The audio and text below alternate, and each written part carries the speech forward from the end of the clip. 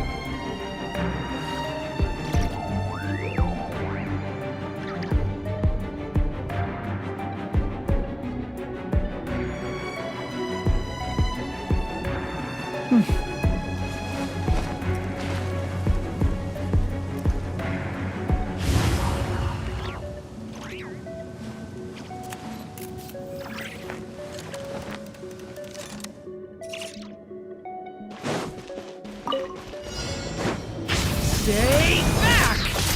The turning point in fate!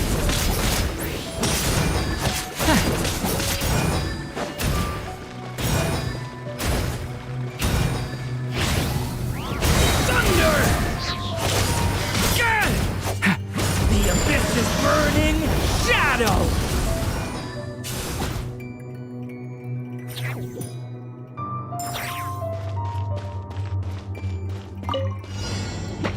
Decay!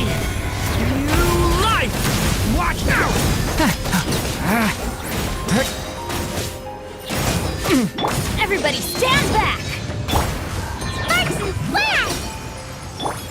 feel this ancient power. Coming to be.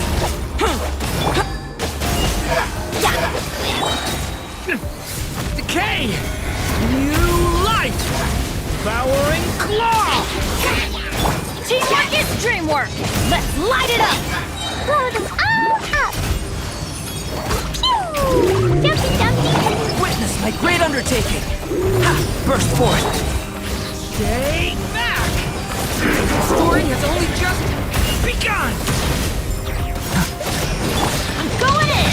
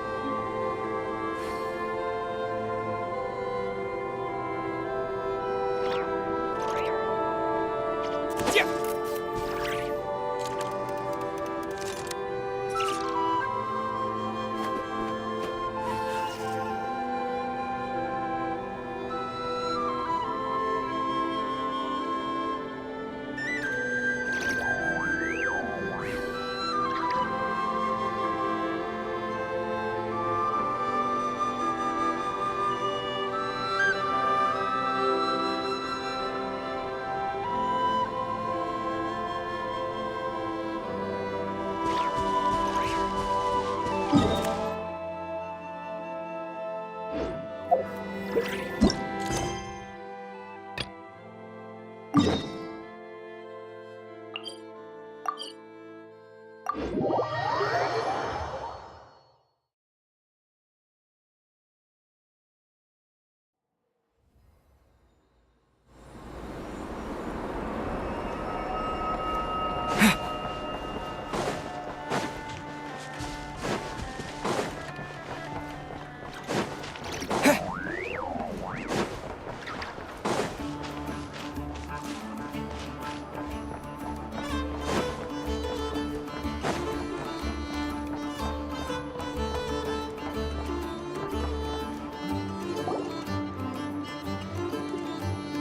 Thank you for waiting.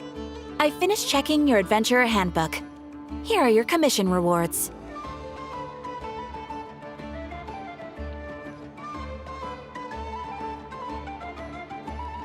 We have no other urgent commissions on the books at present. Thank you for all your hard work lately. Perhaps you two could consider taking a vacation. Amazing!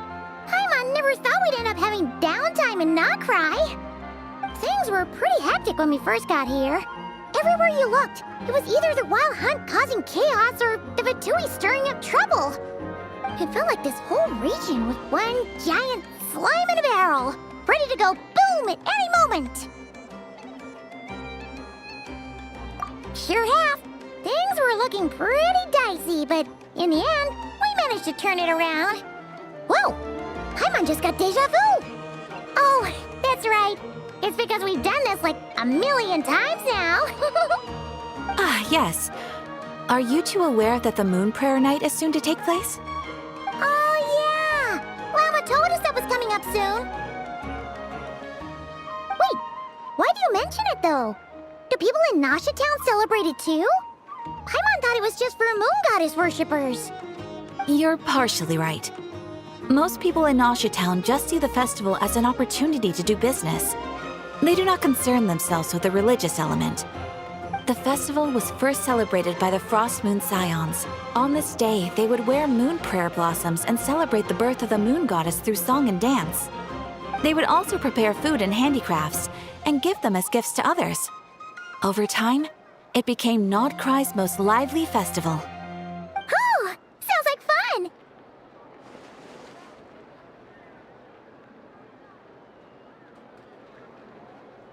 Great!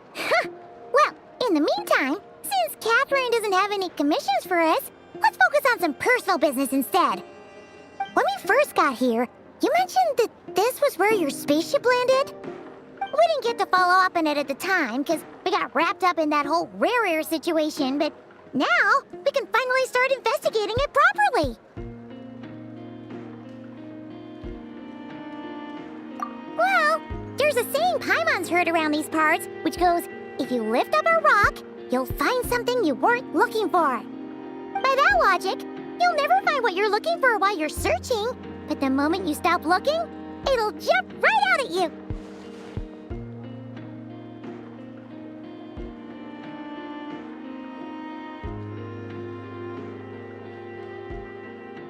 Could be worth a try though, right? Anyway, Paimon suggests we focus on other stuff we want to do for now, and just keep an ear out for spaceship-related intel as we go.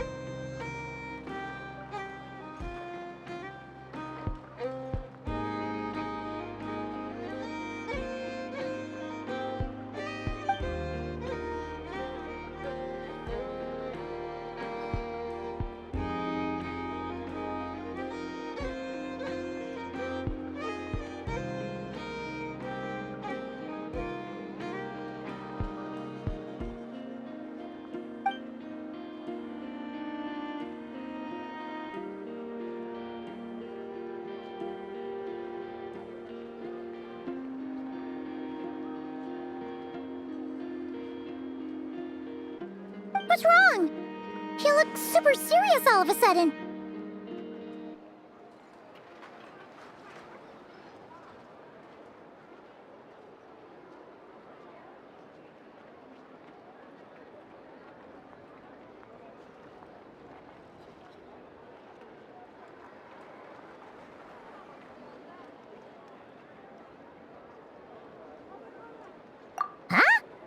Paimon gets why you'd be concerned about Columbina, but what does the doctor have to do with anything?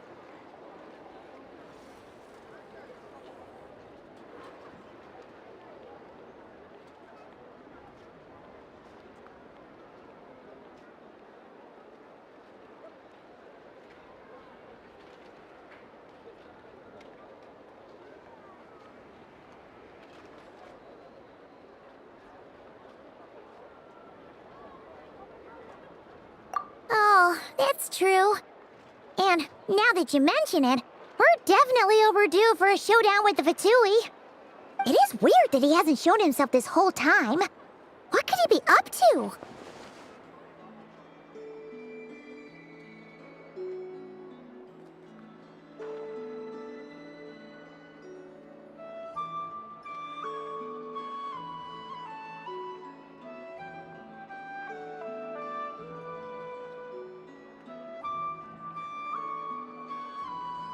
True. Paimon would much rather deal with Marionette anyway. She says the meanest things, but when it comes down to it, she doesn't seem like a bad person. Maybe it's the pressure of being a Fatuse? Especially as a Harbinger. Does she feel like she's gotta act tough to keep up appearances or something?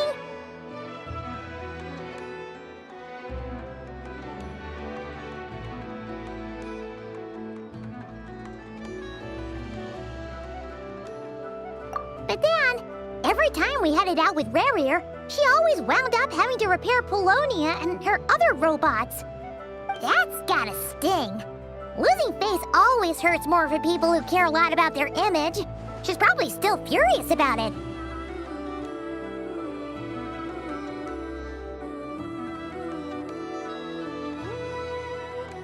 What? Relax, she's not even here! Huh? What's the matter? Oh, nothing. Sorry, on our way now. Where are we again? Oh yeah, Columbina? Right, yeah, let's go see Columbina.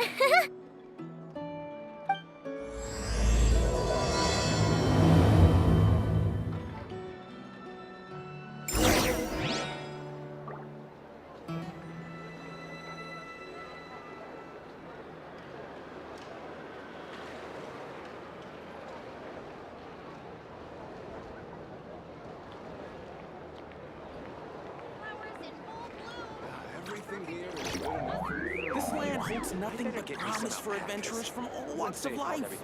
Wouldn't you agree? Make a little extra by selling your wool.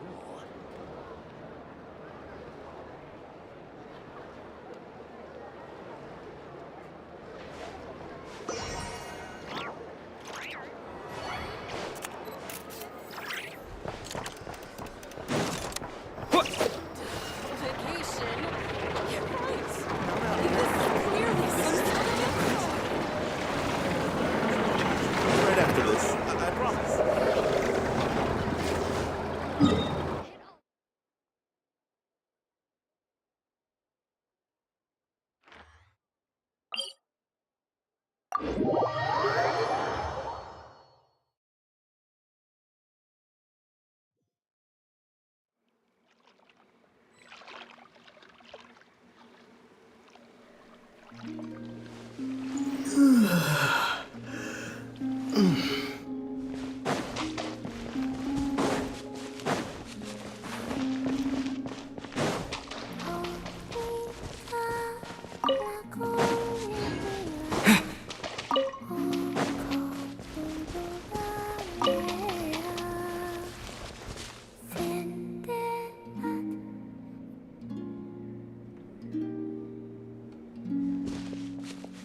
Hey, she's sitting up!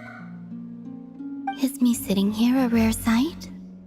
No, we just thought you'd be resting. Perhaps I would have been, were it not for the sudden arrival of some unexpected guests. Not that I consider it a disturbance. After all, you are the only ones who are free to enter. Would it not be a little unfriendly of me to lie down while we speak? I didn't realize you put so much thought into little things like that.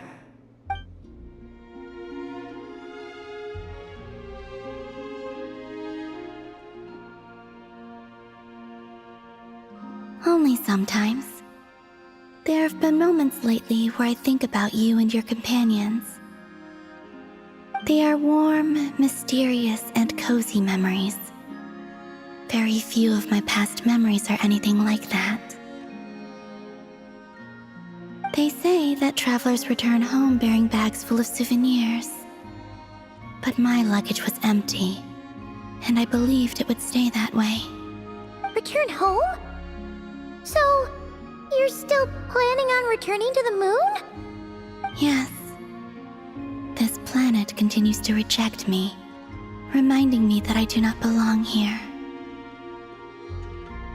If I remain in Teyvat, there will come a day that I disintegrate.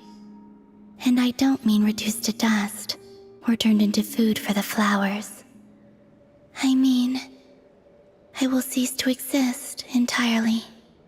Alright then. Well, we're sure gonna miss you. But it sounds like we'll have to say goodbye. How do you intend to return? The moon prayer night is soon to arrive.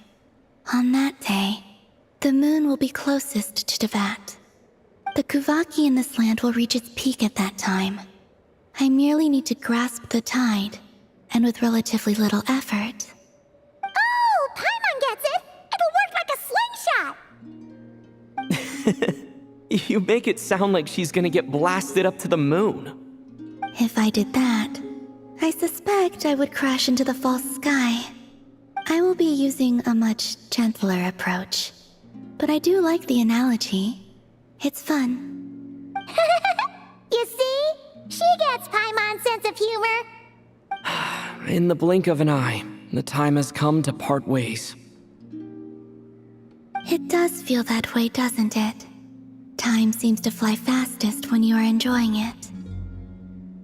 I have always thought of myself as a wanderer on this earth, and it has never expressed any desire to keep me here.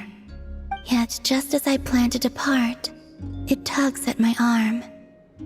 Is this a gesture of affection? Or is the world mocking me? Oh. Were you hoping I can answer that? Yes. You are a traveler, so you must have a lot of experience in this area. Then, what I would say is, enjoy the moment. That's right! Don't overthink it! Happiness is happiness and joy is joy! The point is to enjoy it, not analyze it! I see. Then what I would say is, even though I am very tired right now, I am still happy. I can't tell from the tone of your voice. Oh, really? You don't think I sound happy? I'm just kidding. I could tell you were in a good mood today from the moment we saw you. Ah, a joke. Albeit not a funny one. Anyway, I assume you're here about you-know-what. Give me your hand. Actually, it's not that. There's something else we wanted to discuss with you. Oh. Then, do you still want to give me your hand? Or not? Sure.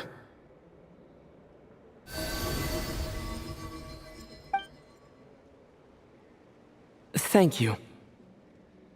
So, I've heard that in the Moon Prayer Nights of the past, people here would hold celebrations in the Moon Goddess's honor.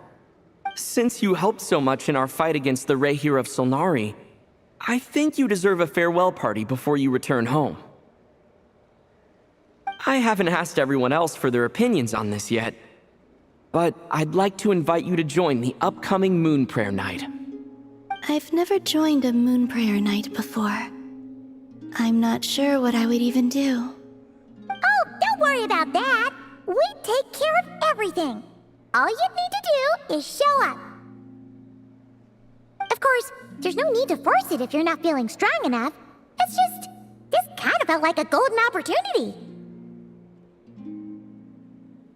But they call me Kutar, and the Fatui have an arrest warrant out for me. I shouldn't appear in public right now.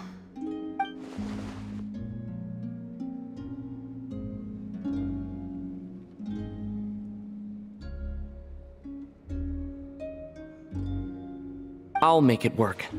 You have my word. Yeah, we got your back! Well, he does. Paimon's actually not too sure what he's planning.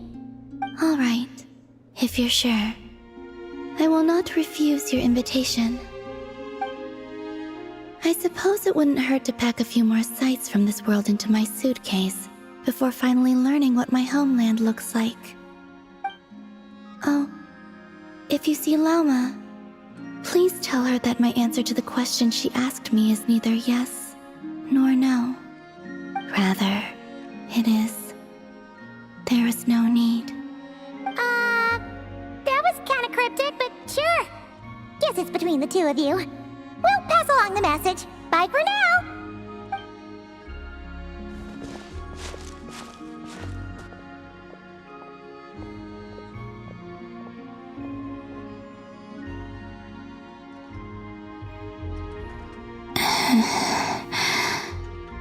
And also, I do not know.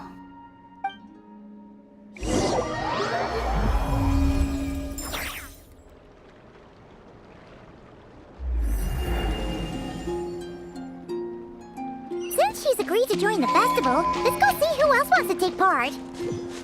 Lauma's gotta be the person most familiar with the Moon Prayer Night. We should start with her. Also, what exactly is your plan to keep her safe? Not sure yet. I'll figure something out. What? Are you serious? And Paimon even gave you her vote of confidence back there! When did you become so sneaky?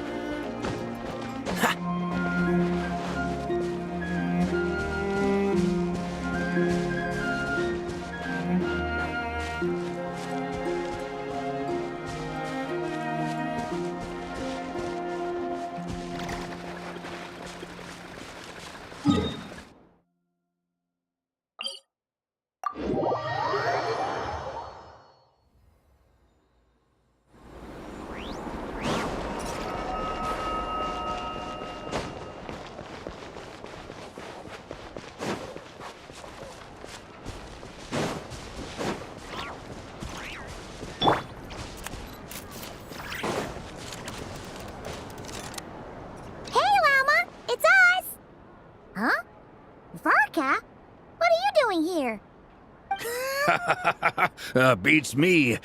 I had a bit too much to drink last night, and when I woke up, I was on Hisi Island. Mr. Varka is helping to oversee Nasha Town's preparations for Moon Prayer Night. He is here to go over some details regarding the decorations and custom cloth designs. Right, yeah, that too. What do you mean, that too? Yes. Celebrating this festival is a long-held tradition here in Nod-Krai. On this day, the crescent moon at the top branches of the verdant crest turns into a full moon, and the moon prayer blossoms bloom with a special radiance. Our people take these to be blessed omens. It's an especially welcome event coming off the back of all that nasty business with RYZEN. Everyone got put through the ringer recently, and now they're looking to turn their fortunes around. The big shots in town all agree that a big, lively celebration is just what we need to rebuild people's faith in this place.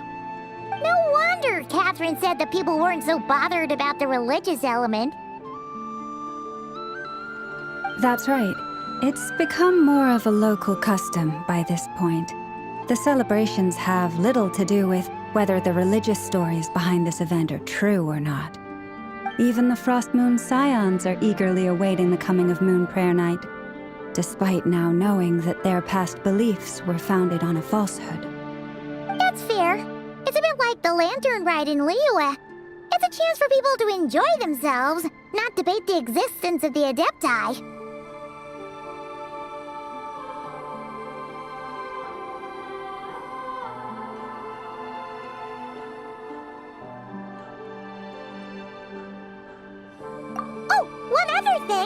We just went to see Columbina.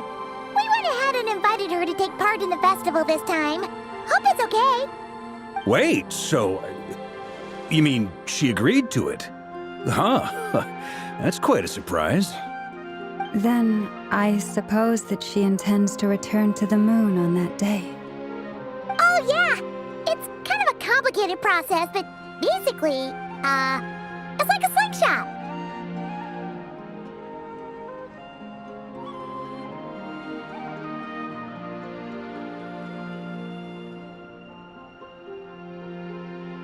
I understand. In truth, I had a feeling that she might make such a decision. Well, if Kuthar has decided to participate in the festival, we should prepare accordingly. Yeah, exactly. She was saying how it could be risky for her to show her face in public. We were wondering if there was any way we could hide her. Unfortunately, the people who carved the statues did an excellent job of capturing her likeness. It will be very challenging to hide a goddess whose face everyone is so familiar with. Darn! We may have bitten off more than we can chew here. Nah, don't sweat the small stuff. We can handle that. Huh? Are you saying you have a plan? Not as such, no, but the most important thing with a festival is to keep the mood light and your spirits up. You can't go preparing for a festival with those long faces. You'll never convince anyone to enjoy themselves. The Mondstatter spirit is strong with this one. As it happens, I agree with Mr. Varka. Let's start by making our appreciation for Kuthar the beating heart of the festive atmosphere. And who knows? Once we get the ball rolling, perhaps everything will just fall into place. Hey! Did you catch that? Llama said the thing! Or close enough, at least.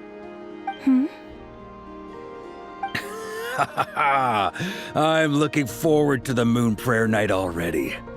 We have a festival in Mondstadt called Windbloom, and you can always tell which couples are celebrating it for their first time by the smiles on their faces. Big, beaming smiles like their whole face is glowing. And I have a feeling we'll get to see that same smile on the Moon Goddess's face at this festival. Not quite the same, surely. Anyway, I'll take care of business in the city, but I'll have to leave the decor up to you and the Frost Moon Scions. No one else can capture that traditional aesthetic quite like you guys. But lastly, There's the final key element that brings the festival to life. Companionship. Before you leave, let me show you something that we've been preparing. Mr. Varka had asked to see it already, so you may as well tag along. Also, I have some further questions about Kutar's decision.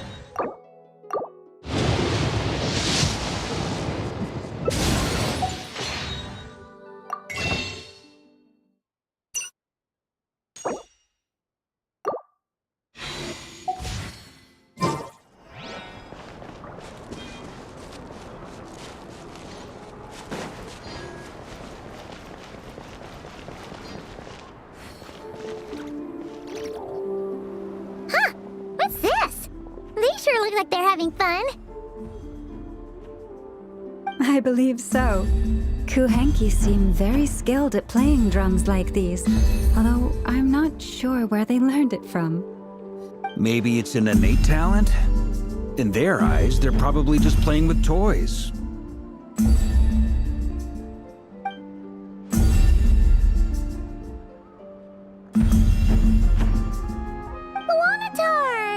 You want to play too?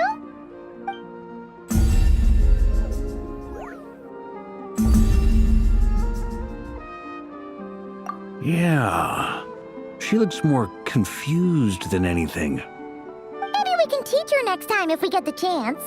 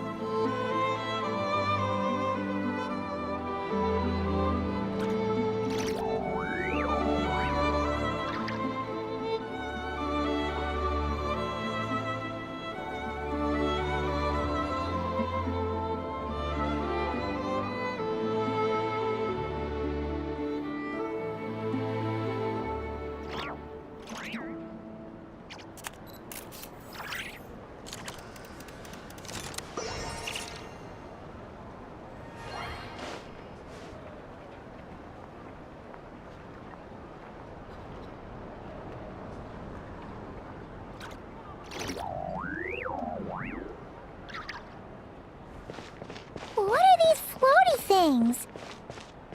Moon veils. We hang them from buildings in the city during the festival. When you look at the sky through them, it creates a lovely misty effect.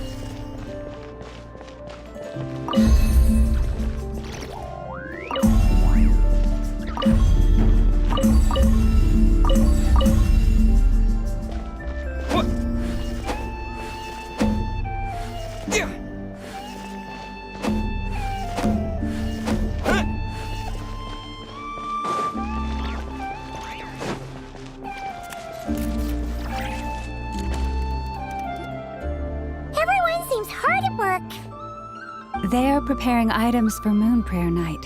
For instance, the sculpture being made over here, Mr. Varka and I were just finalizing the details of where it will be placed. Ah, there she is. I didn't know the finished article would be so large. Not to worry, though. All the necessary arrangements have been made. Just let me know once it's ready, and I'll get some people to ship it over. You have my thanks. And over here, we are preparing a very traditional confection. Oh, look at all these colors! It looks great! Can Paimon try one? Of course. I have a feeling you'll like it a lot. You bet! Sweets and treats are Paimon's favorite! If you included those in the Feast of the Moon, I bet Paimon would have joined the Frost Moon Scions by now. There will also be verdant crests like this present in Nasha Town during the festival. The timing of Moon Prayer Night is not completely set in advance. We make a rough estimate, then observe the changes in the verdant crests and moon prayer blossoms to guide us. As such, the wait itself is a fun feature of this particular festival.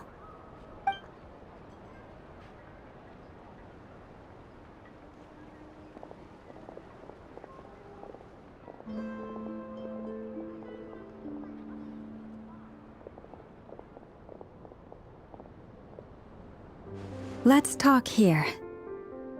To tell the truth, I am very surprised to hear that Kutar is willing to participate in the festival. I once asked her if she'd be willing to stay with the Frost Moon Scions. I could introduce her to everyone, and we could be a family to one another. She did not answer, but she has not appeared here since. I took this to mean her answer was no. But if that were the case, she would not have accepted this invitation.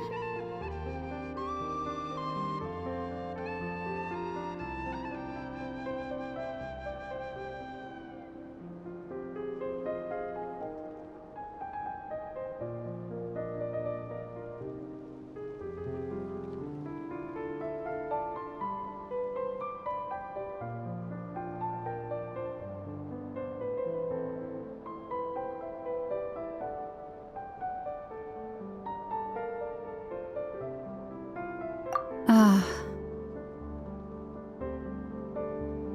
I see. Maybe she is right. Maybe the Frost Moon Scions of today no longer need a moon goddess.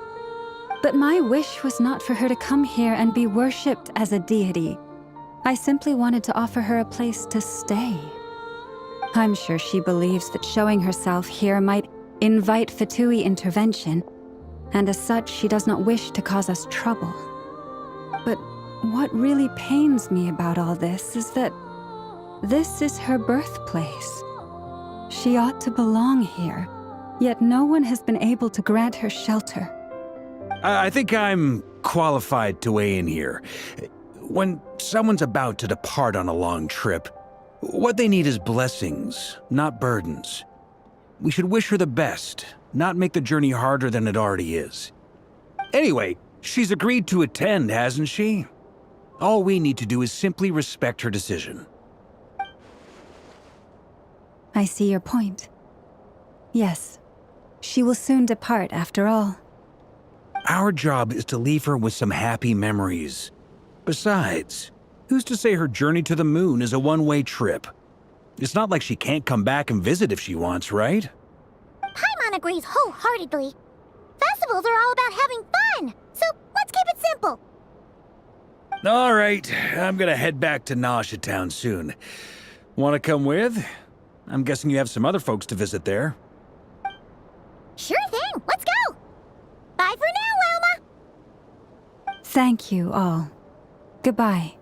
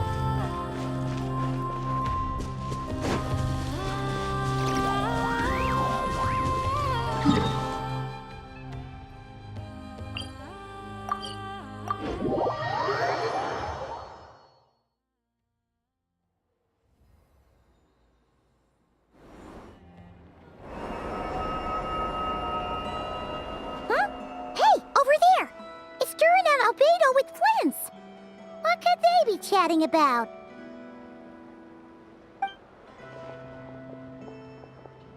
Your guess is as good as mine. Ah, Grand Master, and the Traveler and Paimon. Hello there. It's been a while. Perfect. We have some new volunteers for our investigation.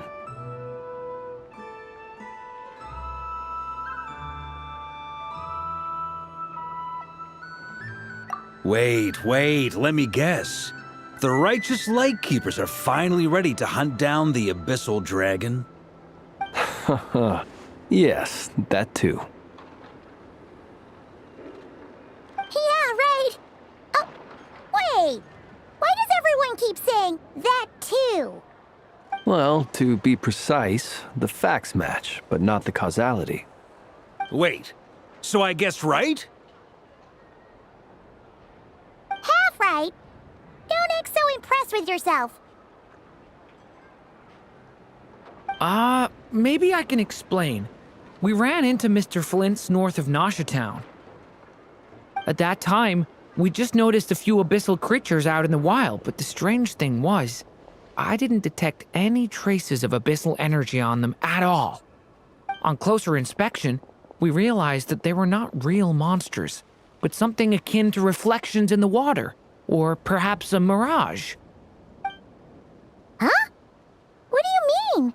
Like, you could see them but not touch them? Exactly. It was very peculiar. They roared and tried to attack us, but we could not make any physical contact with them. I think I've heard of things like that happening in Nod-Krai before, but I don't know much about it. Yes, it's a known phenomenon. Mirage-like illusions tend to appear in Nod-Krai in the run-up to Moonprayer Night. From a distance, they appear quite real. I myself thought that Misters Durin and Albedo were locked in battle with abyssal monsters when I first arrived. But after sharing intel and investigating a little further, we can confirm that these illusions are harmless.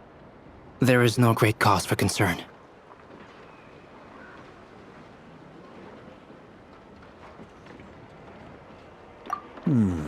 All the Mirage stories I've heard are either animals, rocks, or small houses. Abyssal monsters, though? That's a first. It's a first for me, too. So I'm planning to look into it further just to be on the safe side. I intend to inspect a few more locations. What about you two? Any plans? Alice contacted me a few days ago. She'd like me and Durin to assist her with an experiment. But we lost contact shortly after receiving the message. I'm sure that comes as no surprise to anyone familiar with her. We don't know when the wind will blow, yet when the wind blows, we will know. That, in a nutshell, describes how Alice operates. Yeah, that tracks. Okay. Well, I suggest we investigate this Mirage business in the meantime. It's piqued my curiosity, and I'm pretty sure I know someone who will already be 10 steps ahead of us. Well said. Right? Whatever's happening in Nod-Krai, she always seems to be the first one to know. Let's go see what she knows. We can invite her and her staff to the festival while we're at it.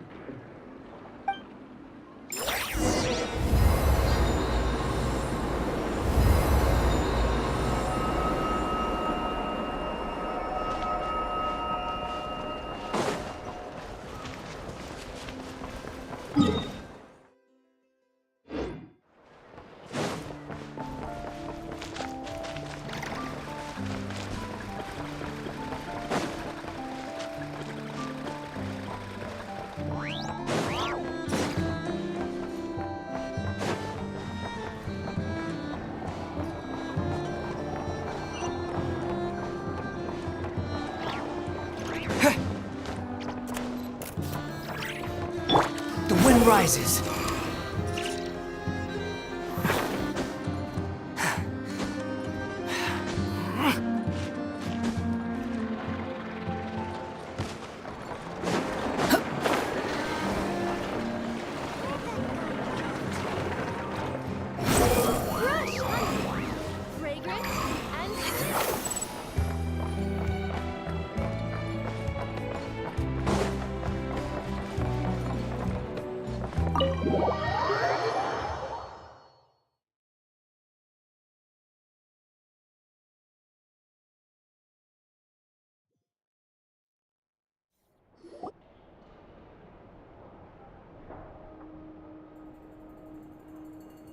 You're right, I have noticed. There's certainly something a little fishy about this situation. Only a little, though. Records indicate that this phenomenon can occur in the days before and following Moon Prayer Night. That said, it has always been a rare sight in the past. The odds of encountering these phantoms are similar to looking up in the night sky, happening to see a shooting star, and managing to make a wish before it disappears. But this time, either everyone's getting lucky, or they're appearing far more frequently than usual. Yehoda's out gathering intel as we speak. In the meantime, let me check off some points of interest. First, the Abyss. The ones we saw seem to be abyssal monsters. Indeed. But we have identified one location where many more of them have made an appearance. And not just monsters, but human phantoms too. Given the scale and nature of the phantoms, it's almost as if someone's last memories are coming to life. Or perhaps the memories of multiple people. Oh. So you mean the phantom monsters are hunting down the phantom humans? Exactly. The phantoms can interact with each other, but we have no means of intervening. In addition, some of the human phantoms would seem to be from the very distant past. This is clear both from the clothing they wear and the stories they tell. They claim to be from Hyperborea, a name which I've heard from Lauma before. If this is true, it means they must be from 6,000 years ago. Did Paimon hear that right? 6,000 years? It sounds like this merits further exploration. That'd be a big help. I'll leave it with you, Albedo. My knowledge of ancient history is non-existent. I used to doze off every time the pre-Knights of Favonius era came up in class.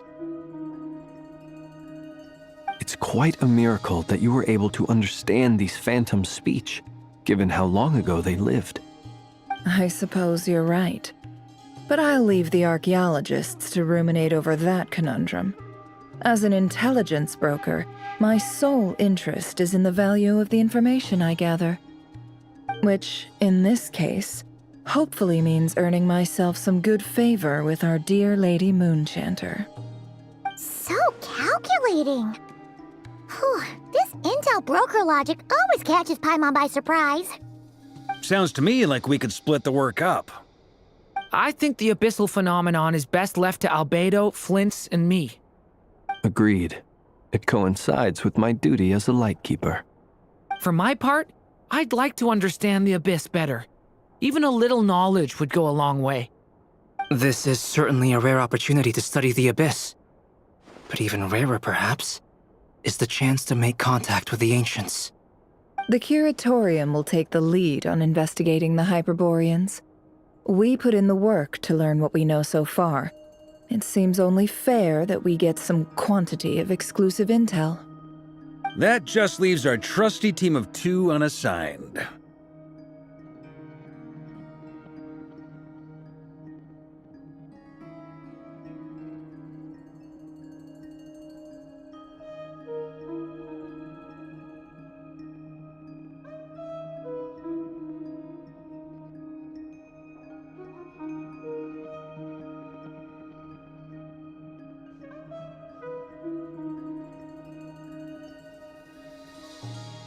Since you became an honorary knight, of course. This was part of my grand plan all along. Ha ha ha! Oh yeah! By the way, we managed to convince Columbina to come to the Moon Prayer Night celebrations. Would you and Yehoda like to join too? She agreed to that? Huh. Quite an achievement. Never underestimate the traveler, I guess. I'd be happy to join. No point shutting myself inside when the streets are all decked out. I doubt any clients will be visiting during the festival in any case. And Yehoda loves a party, so I'm sure she'll jump at the opportunity. No. No! No! No! No! No! No! No! No! Way to contradict me in front of... Wait! No, that's not what I have bad news, boss! So many people. All right, everyone inside, quick!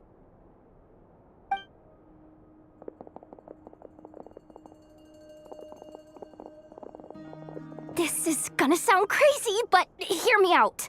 I saw one of those phantoms at Star Sand Shoal, and it was some sort of flying ship. Like a spaceship?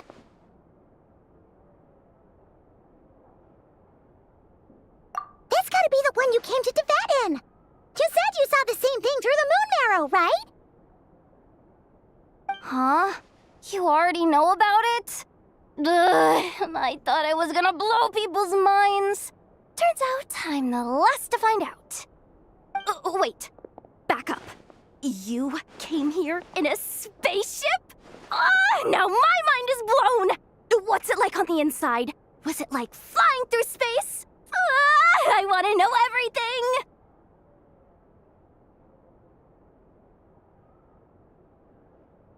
Yep, exactly. Huge discovery. You're the best. Second best intel broker in the world. After your boss, of course. Wow. Really? Well, I don't know if I'm all that, but... I guess that decides where we're heading next. Come on, don't look at me like that. I know the spaceship doesn't have anything to do with me, but you don't want to leave me as the only one twiddling my thumbs, do you? Please? Fair enough. You can tag along. In that case, let's meet back here to discuss our findings once we're done. I wish everyone a productive investigation. You too!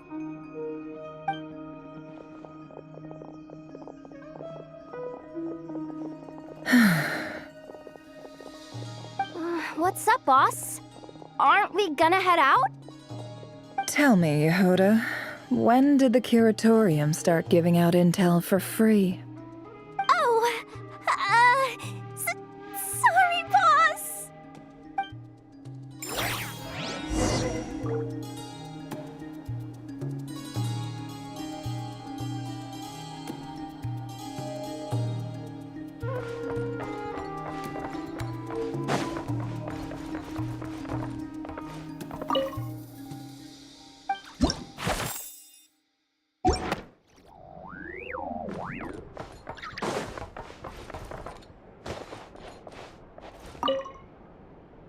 We can't unshare information any more than water spilled on sand can be put back in the bucket. I'll just have to balance the books some other way. Please, boss. There's gotta be another way. Who knows? Depending on what they find, maybe this will work in our favor. Please don't find me. Please.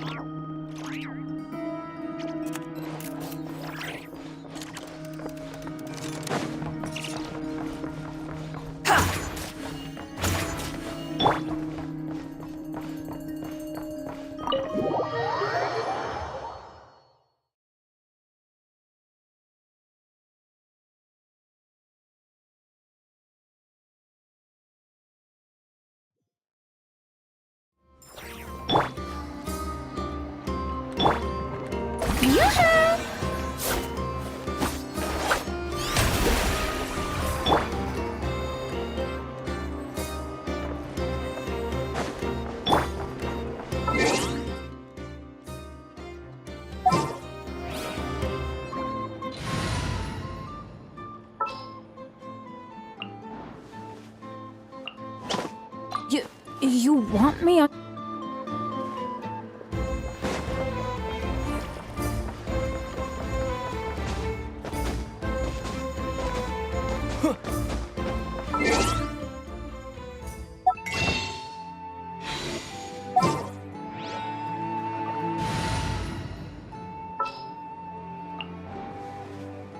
Let's finish this.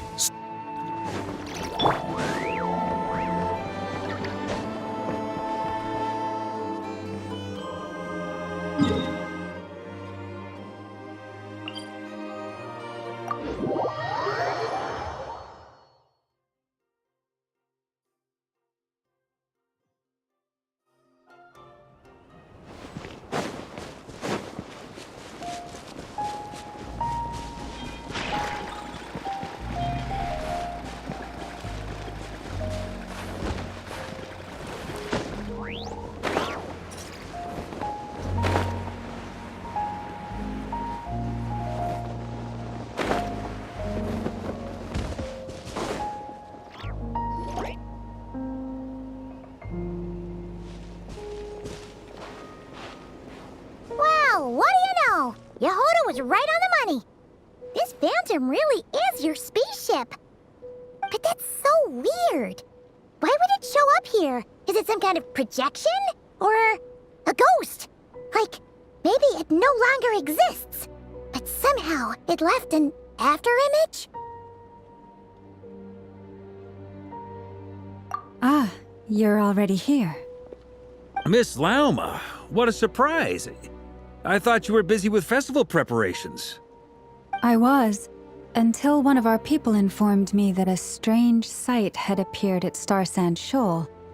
No one's ever seen something quite like this before. I thought I should see it for myself. Same here. Oh, so we heard that these things appear around the festival period. Any idea why that is? Unfortunately not. We have very limited information about them, since they can't be interacted with. And no human phantoms have ever made an appearance before now. The most we've been able to deduce is that these sightings appear to be connected to the increase in Kuvaki energy around this time.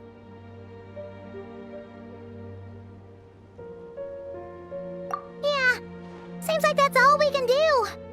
This is all so confusing. Allow me to lend you a hand.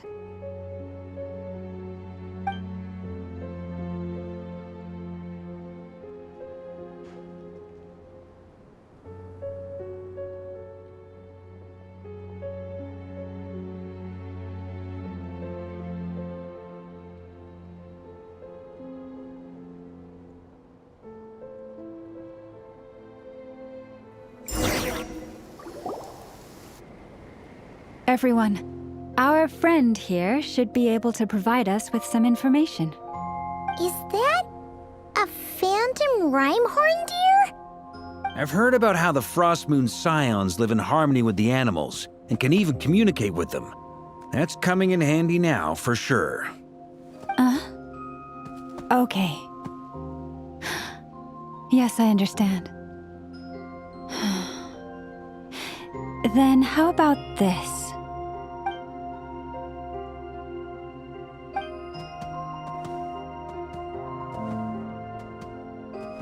Oh, it's leaving. It appears to share our curiosity about this giant spaceship, so I asked it if it wouldn't mind investigating along with some friends. In return, I told it about some nearby spots where the wild fruit grows abundantly. We may live in a different era from these phantoms, but I trust that the terrain, climate, and ecology here are more resistant to the effects of time than some things are. Let's give them a moment and hope for the best.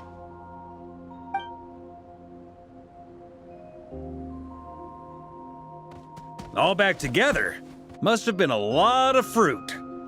Indeed. Now let me ask them some questions.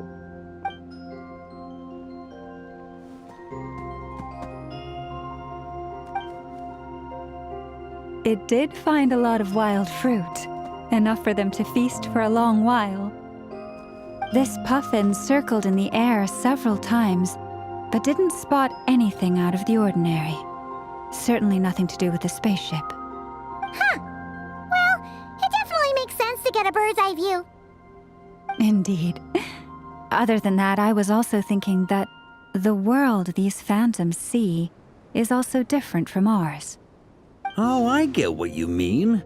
The wild fruit exist in both times and spaces, but there might also be things that only exist in that space-time, which we can't see.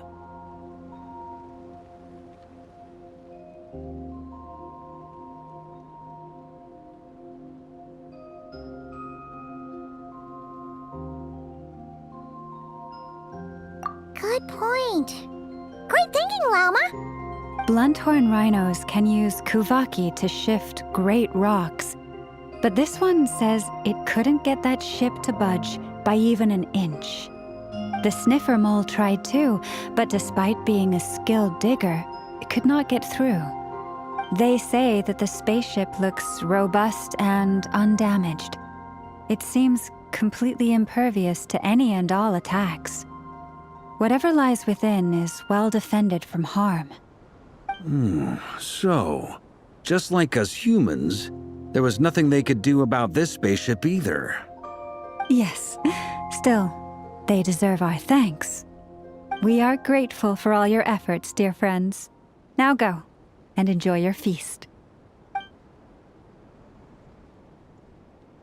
I've noticed some other human phantoms gathered nearby. Come on, let's go talk to them.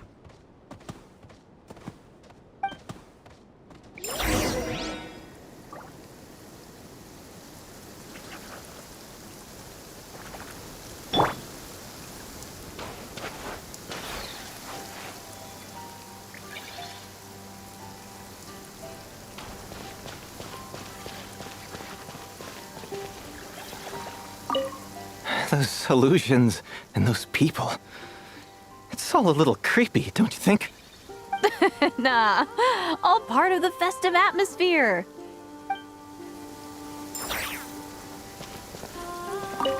Those illusions. Nah.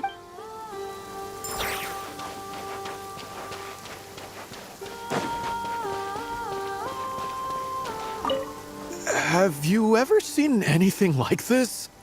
Nope. Never seen or heard anything this weird.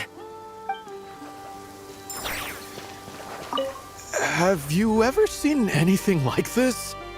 Nope. Never seen or heard anything this weird.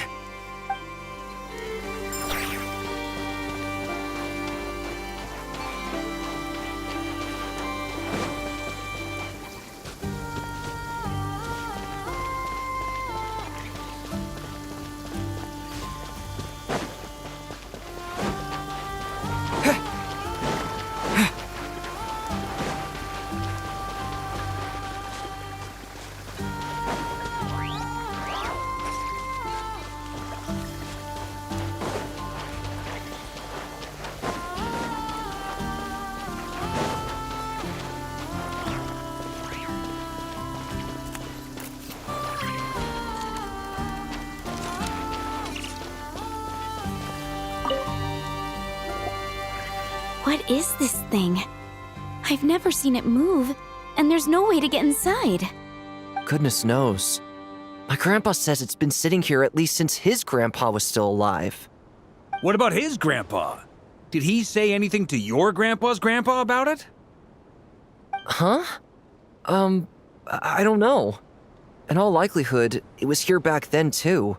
Hard to imagine something this huge could move. Guess that means that as far as they're concerned, this ship's been around a long time.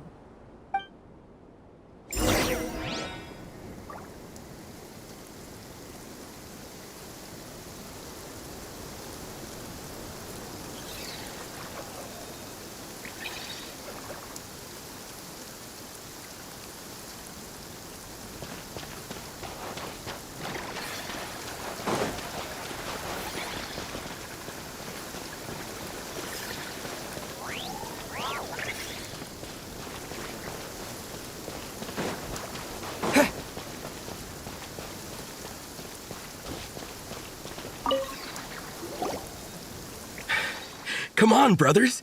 If we can get even a small chunk off of this thing, it's gotta be worth a fortune. Today is the day we strike it rich. Huh? You mean Paimon? Yes, brother, I shall join you. Let's make our fortune. We should go with them. What the?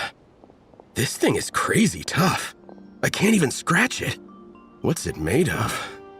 Sorry, brother. Looks like we'll have to seek our fortunes elsewhere. Enjoying yourself? I was just seeing if I could influence this phantom's perception by playing. But nope, no dice.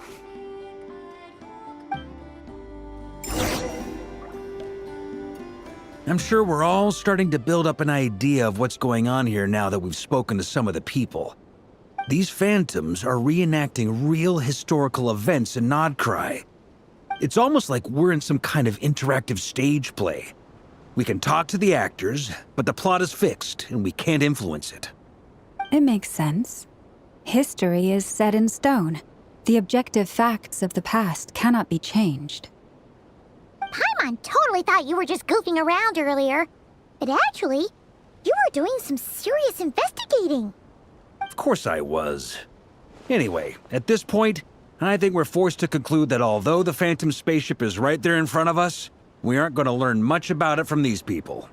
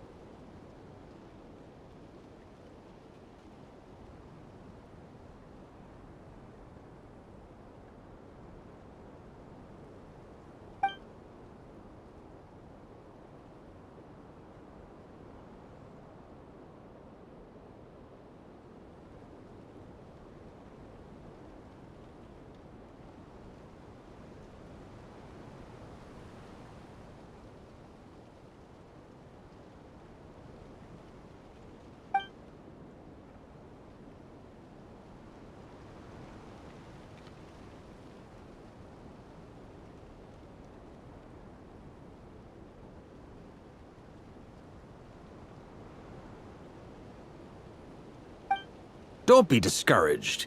If nothing else, this is proof of the ship's existence. And think about it. So many people tried to hack their way inside, but no one could get the door open. It's made of very tough material. To me, that says that we'll either find the ship itself or the story behind it. It's just a matter of time.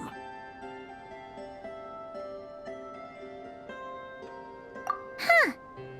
Every now and then, when Varka gets serious, he actually does seem like Grandmaster material for once. I wonder how the others are doing. Let's head back for now.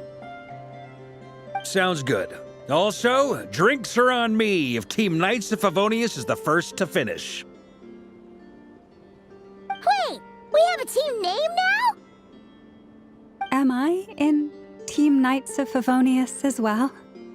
You're very welcome to join. We've even got a cathedral ready for you. Isn't that technically blasphemy?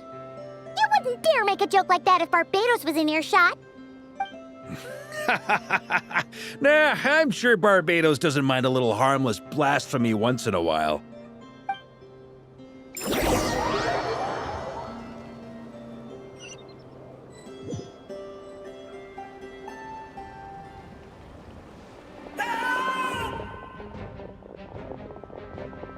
Oh, no!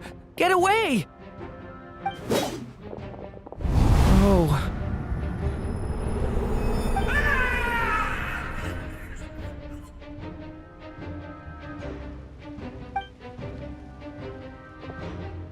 I know it's hard to stomach, Mr. Duran. But as I'm sure you've noticed, there is nothing we can do to intervene in that which unfolds before us. But we have to at least try. And try you have. But are you aware of how many unsuccessful attempts you've made now? I wasn't keeping count. I'm afraid this is the 39th failure so far. Or the 5th if we're only counting this particular victim. There are no indications that these phantoms may be altered in any way. You seem to have calmed down a little. I'll make us a fire. You should rest and have some water. Feeling any better now, Mr. Duran? May I ask a few questions? Be my guest. What exactly are we witnessing here? What happened to those people? My guess would be that we are seeing Nod-Krai during the Conrian Cataclysm. Would that be accurate? Conria. That is correct. As you know, once the Abyss senses even the tiniest crack, it floods in and spreads like wildfire.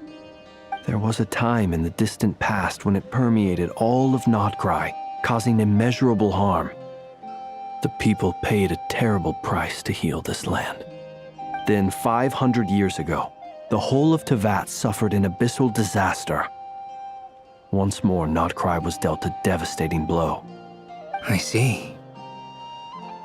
In the face of the abyssal onslaught, all were like grains of sand tossed around by a tidal wave. Be they human, fae, or god. The moment you witnessed is but one drop in a whole ocean of catastrophe. All right. I guess that answers my second question, too. I wanted to know why there's nothing I could do to help them, and that's because what we are seeing is history. That would be my guess as well. As I understand it, history and fate are not all that dissimilar. The latter may be unseen to us, but both are immutable. Yes. Fate was determined long, long ago. I still have a couple of other questions for you, Mr. Flint's. You mentioned more than one abyssal disaster that has struck this land in the past. How can you be sure that what we're seeing is from the Conrian incident? And also, how are you able to stay so calm when you're talking about these events? From everything I know about you, you're not cold or ruthless, and you're not indifferent to the suffering of others. Alas, I am forced to show my age. I must be 600 or 700 years old by human measure. Wait, so you... One is not easily moved by history when one has witnessed the truth firsthand. I'm sorry.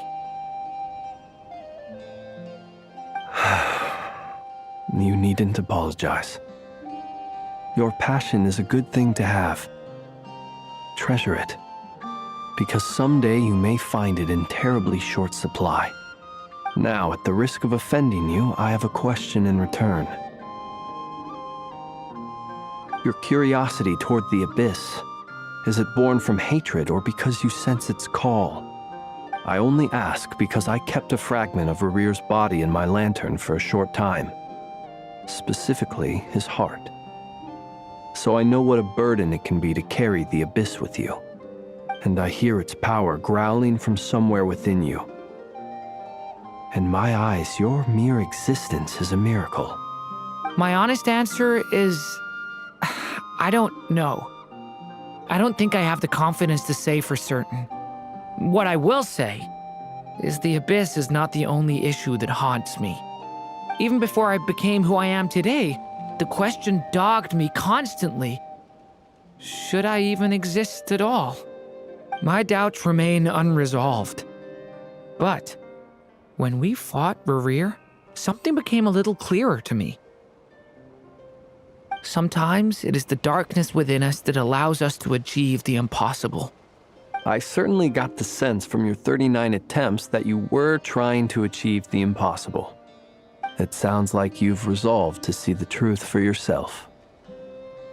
Absolutely. In that sense, he and I are quite similar. Then I wish you every success. I look forward to the day of your transcension. Well, if everyone's caught their breath, I suppose we should head back. Oh, and one last thing. I'd appreciate if you kept our discussion about history a secret.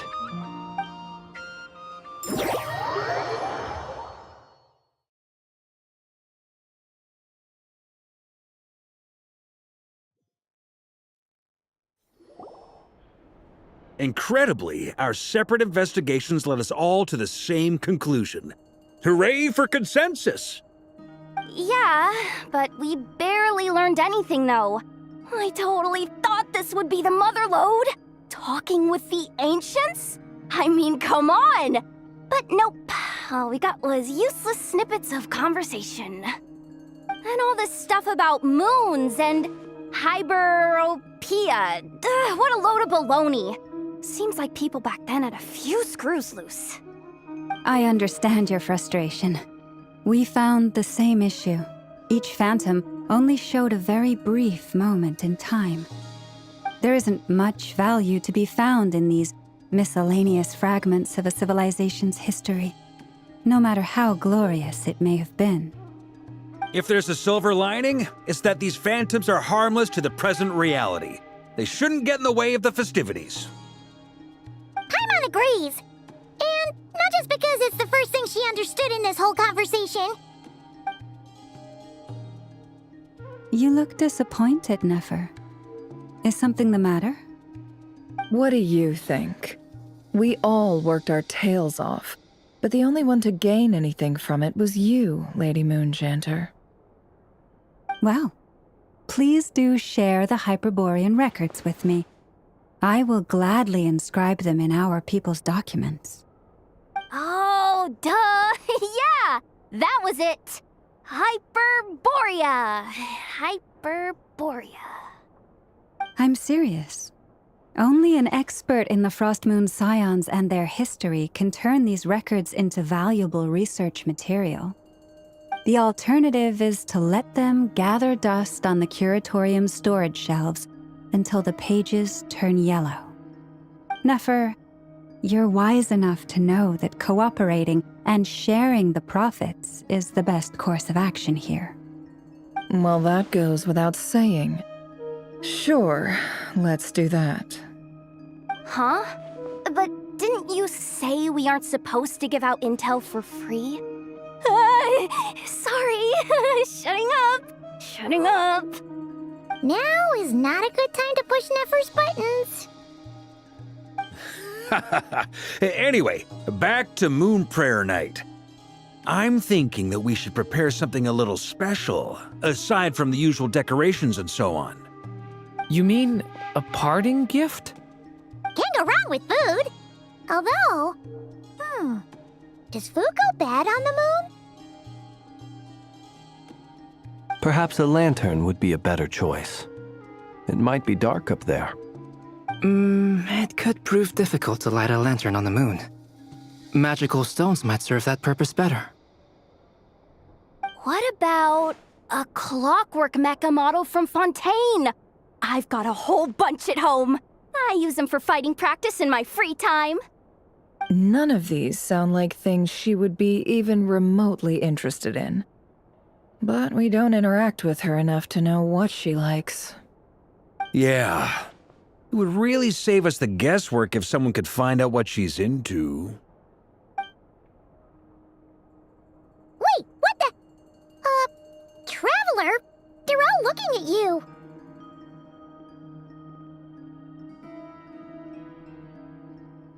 Great! Haha, problem solved. Now, I need to stop by Dory's. Gonna need her help sourcing a bunch of stuff for the festival. Then let's leave it there for now. We all have our own business to attend to.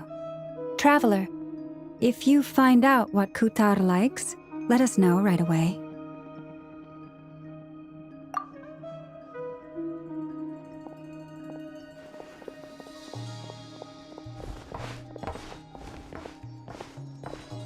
Is something the matter?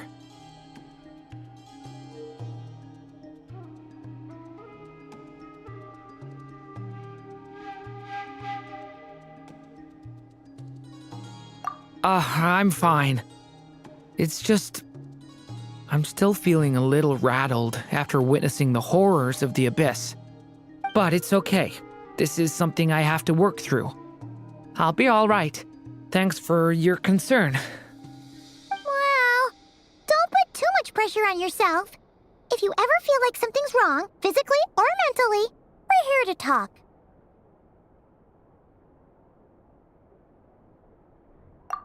Come on.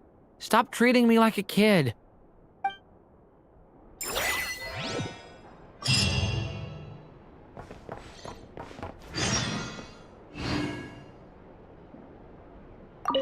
Which is why we need a lantern guaranteed to work on the moon. Yes, I have a few ideas, but the lantern itself is the easy part. The real issue is how little we know about the lunar environment. Wait, you two are serious about this? Let's just say I'm intrigued by these shining magical stones that Mr. Albedo has mentioned.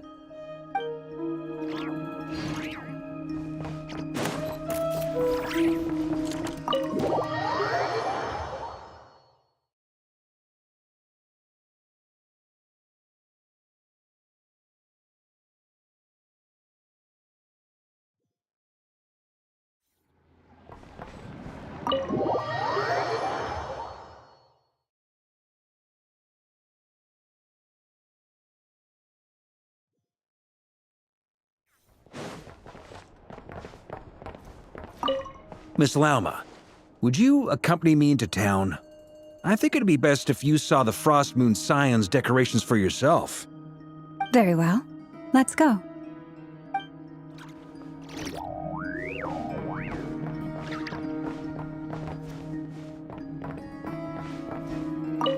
Could you do me a solid and try to smooth things over with Boss Neff?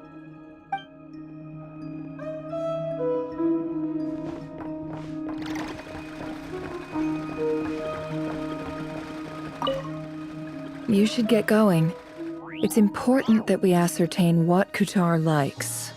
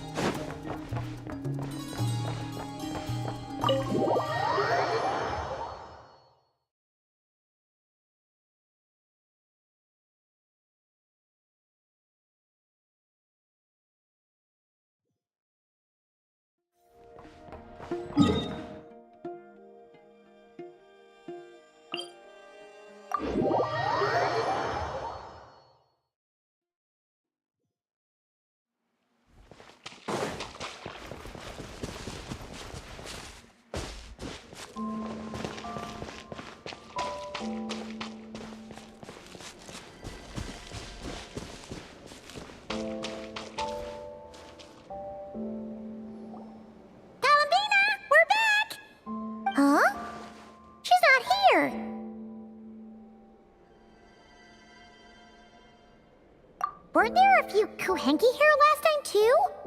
Where did they all go?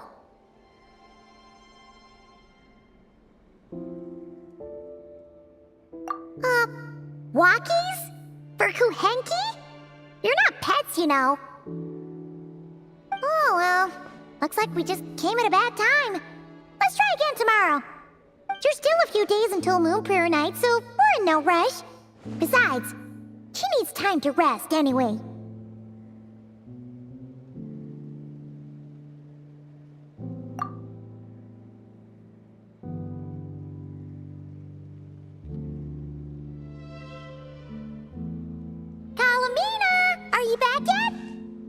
Huh, how strange. Looks like she still isn't here. Right?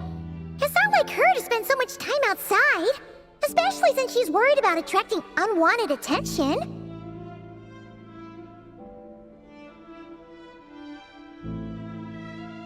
What about Luonatar? Luonatar, you there? Hey! Do you know where Columbina went? Sorry, didn't understand. But if you know where she is, could you take us to her?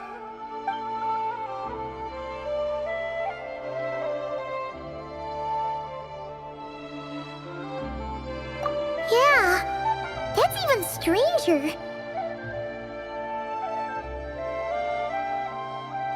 What about him?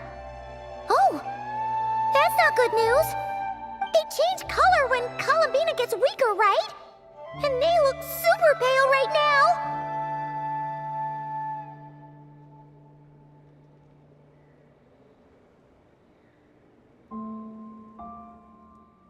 Good idea. She might know what's happening.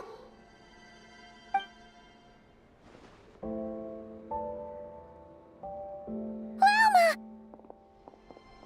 Ah, it's you. How is Kutar? Is she okay?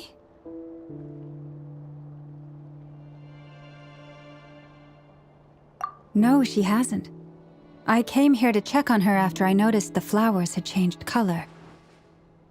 Based on past precedent, she must be very weak right now. Even getting up to walk would be a struggle. It seems unlikely that she wandered off outside. Not to mention that she doesn't do that at the best of times either. So yeah, this is super weird.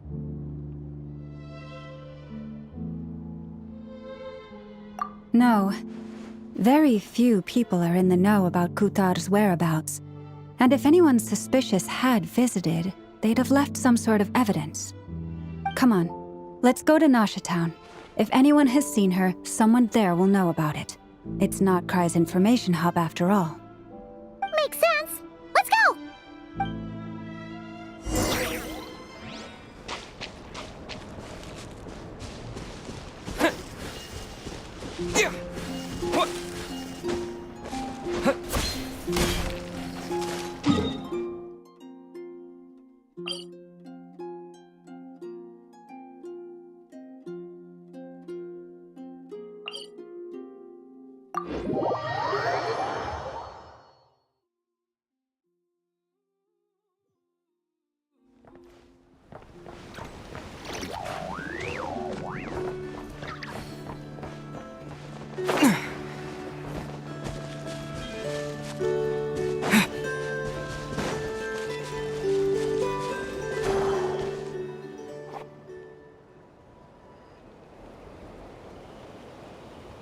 Moment. Is it just Paimon, or is this stall kind of suspicious? It's never been here before, right? No, I don't recognize it. Alas, your free and easy adventure time is over. Now, prepare to face the final boss of Nod-Krai. Whoa! Where'd that voice come from? Not sure, but it's definitely hostile. No, not that way. The final boss is right here. The sniffer mole? That's the final boss? Surely not. Also...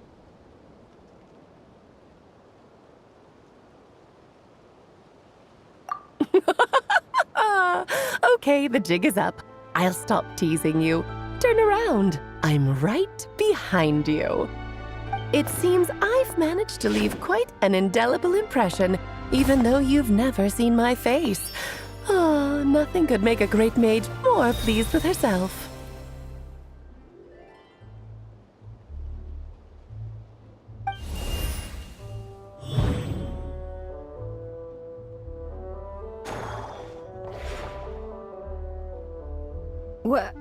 What is going on?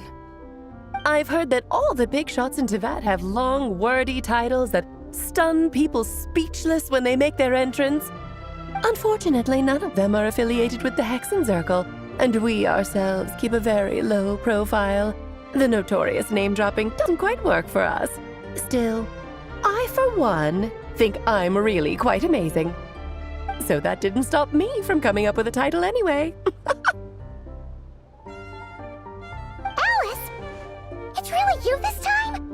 Not a lantern or a Dodoko, but Alice in the flesh? Oh, that's right. So, what do you think? How does it feel to finally meet me? You look like...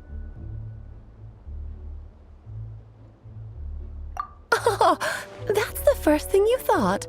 A little surprising, but that actually makes me very happy. Because that means that when Klee grows up, she'll be just as stunningly beautiful as her mother. So she's a friend of yours?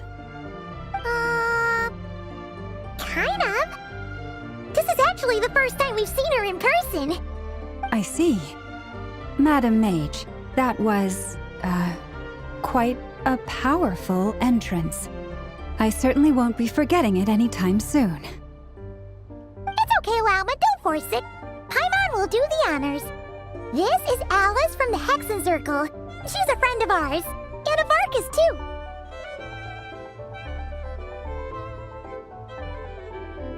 That's right. She's a good person, just kinda unpredictable.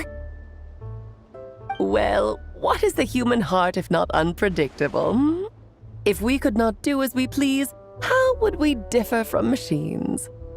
I am Lauma, Moon Chanter of the Frost Moon Scions. It is a pleasure to meet you. Oh, I know. Before you got here, I spent a good, 15 minutes getting up to speed on Nod-Krai's present situation. In other words, I've read the whole in the last episode part, so we can skip the pleasantries. Fair enough. Well, Miss Alice, I can already tell that you have quite a unique personality. You'll get used to it. Paimon sure is. So anyway, what are you doing in Nod-Krai, Alice? Oh, I thought I told you already. This time, I'm the final boss. And what a formidable foe I shall be. Powerful, confident, decisive, and good luck finding my weak spot. You will never succeed.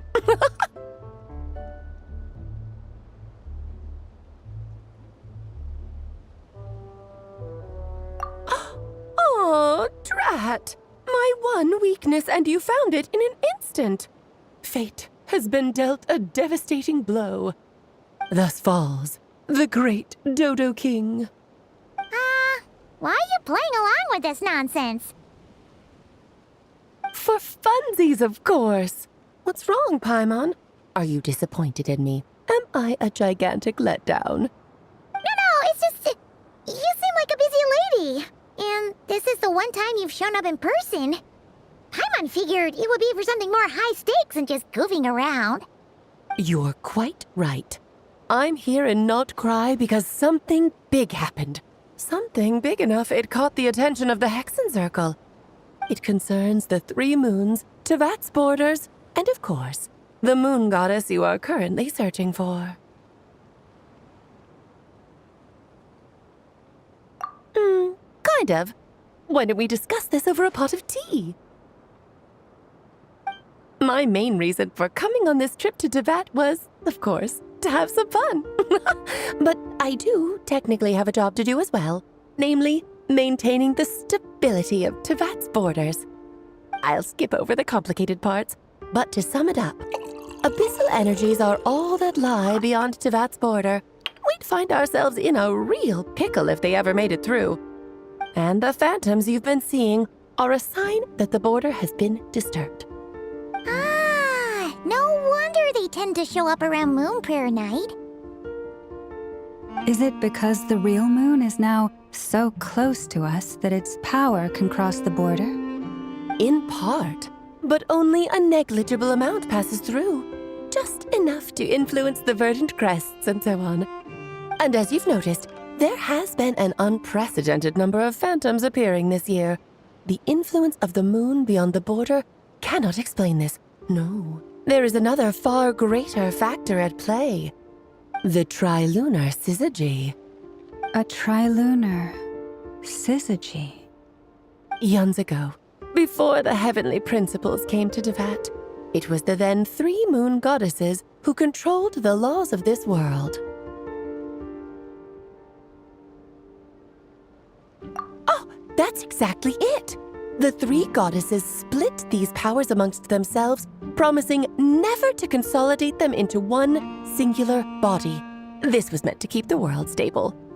But, fast-forwarding to the present, the eternal moon's marrow is with you, while the iridescent moon's marrow, which should never have appeared in this world, has been retrieved. Add that to the presence of a moon goddess in the flesh and... the power of all 3 moons is gathered here in Nod-Krai. There hasn't been an event like this since the War of Funerary Flame. And it's having a noticeable effect on Tevat's borders.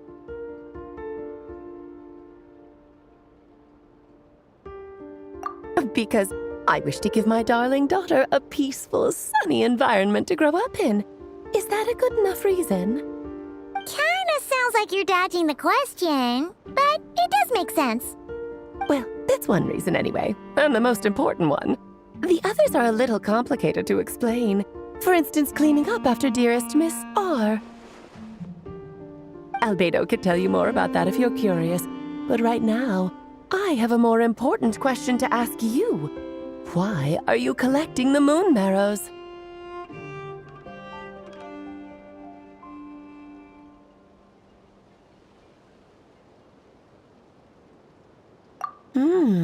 I see. Nicole told me about that legend once. Nicole? You mean Mage Anne? Oh, so you remember.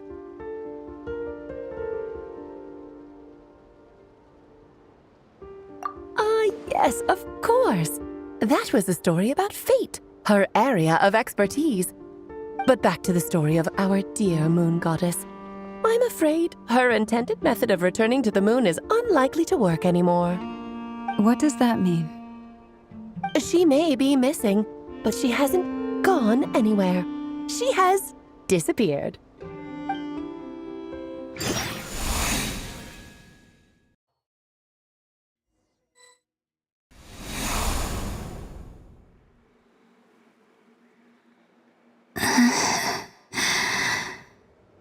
My body is so heavy. Wait, no. It's my mind that's heavy. My arms and legs are as light as a feather.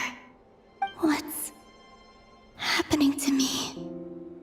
I feel drowsy, like I've been asleep for too long. Is it daytime or nighttime? Is the moon out? I think I'll go for a walk.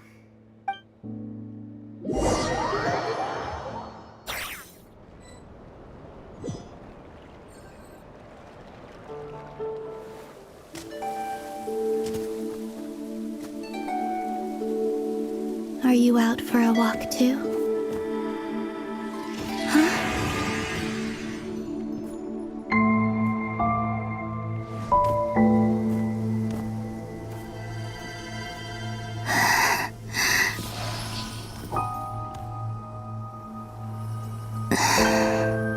The day has come at last.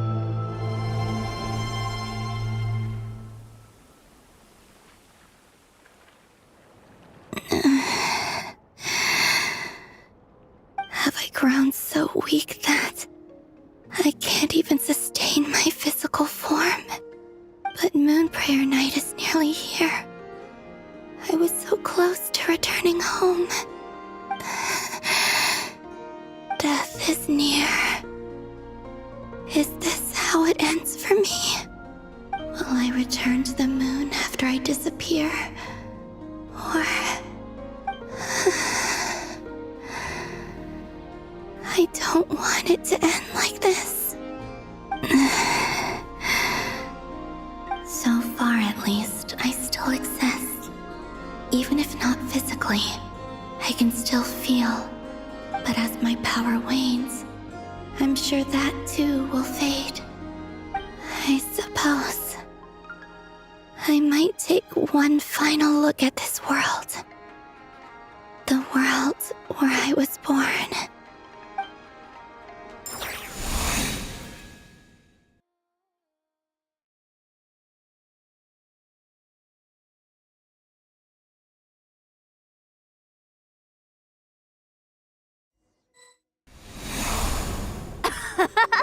Come on, come on!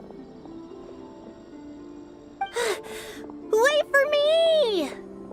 The Frost Moon Enclave. How much it has changed since I was born. These decorations, they're so heavy. It's times like this when you kind of wish men could be priestesses and acolytes. How fascinating. I've never had the chance to be privy to people's private lives in this way. In the past, people would get so solemn and serious the moment I showed my face. Like they were frozen stiff. Karina, Lametti, it's time to eat. Coming! I want to watch them a little longer.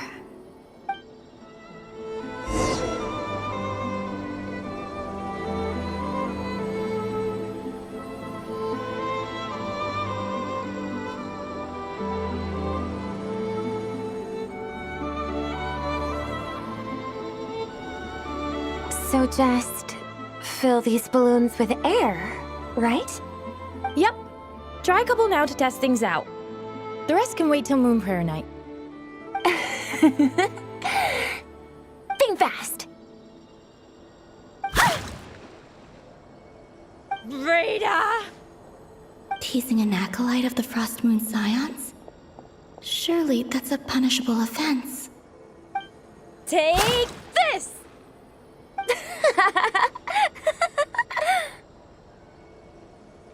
Huh? All right, enough horsing around.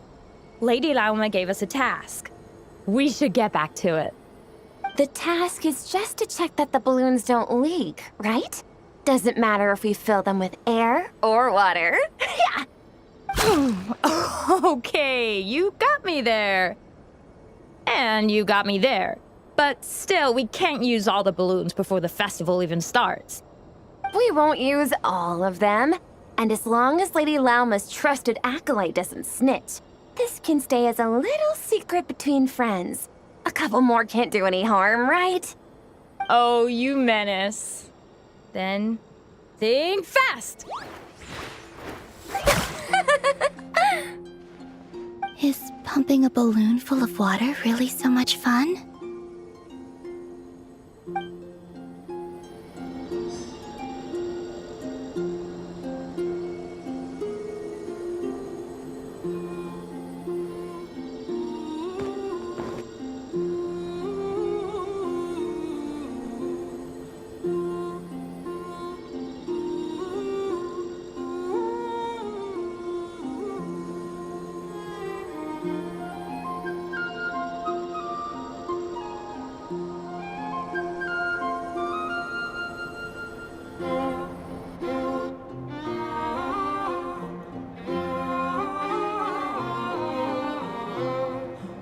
I'm sure you're both tired from playing all day. Come on, eat up. A plain, humble meal. That has always been the way of the Frost Moon Scions. Huh? How come Lametti got a midsummer berry dessert? Oh, I always get Lockaberry. I don't mind sharing. You can have a bite of mine if I get to have a bite of yours. They're sharing food? I've never shared food with anyone before. Even at the Harbinger tea parties, everyone just ate off their own plate. And when I couldn't finish my food offerings from the Frost Moon Scions, they'd leave the leftovers out under the moonlight for the animals to claim. Hey! That was 2 bites! Oh, Then you can have another bite of mine. Oh, you too. Oh, don't fret now. Here, have some of Granny's too. So this is what it means to be family.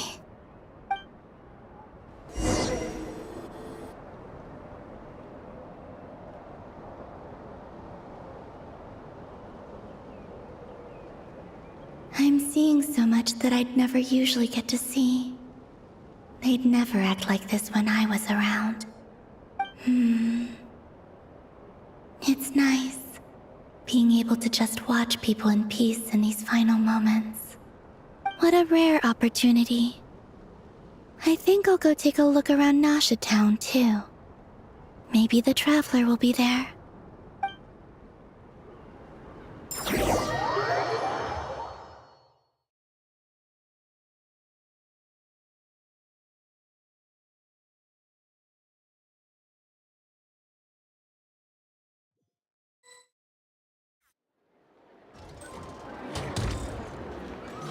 After the War of Funerary Flame, the Moon Goddesses were no longer recognized by Teyvat. They lost the whole foundation for their existence. That's why the Moon Goddess's strength is fading. She cannot withstand the world's rejection of her.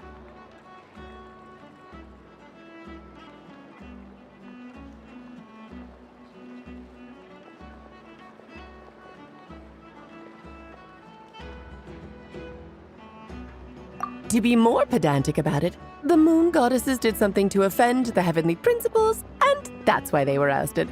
Something of a recurring theme in Teyvat's history.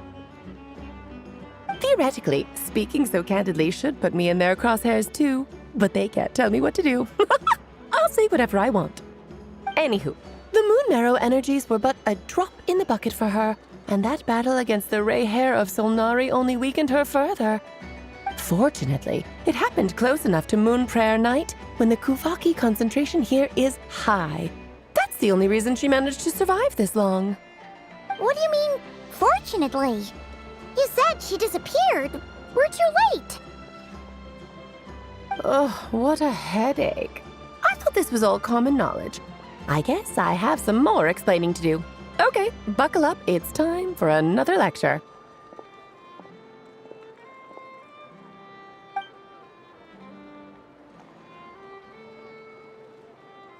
Now, I said earlier that the Moon Goddesses lost the foundation for their existence. The reason for that has to do with the natural order. Basically, the rationale for their existence in Teyvat was lost. The same logic applies to the present Moon Goddess, too. Consider her existence so far. Her comrades in the Fatui called her Damselette. And she was worshipped as Kutar by the Frost Moon Scions.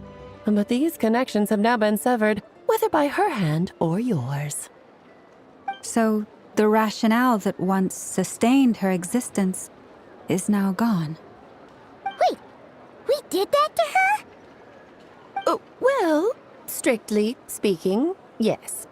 But let's not start pointing fingers, shall we? I'll only end up as the big bad villain, and that's not the kind of final boss I want to be.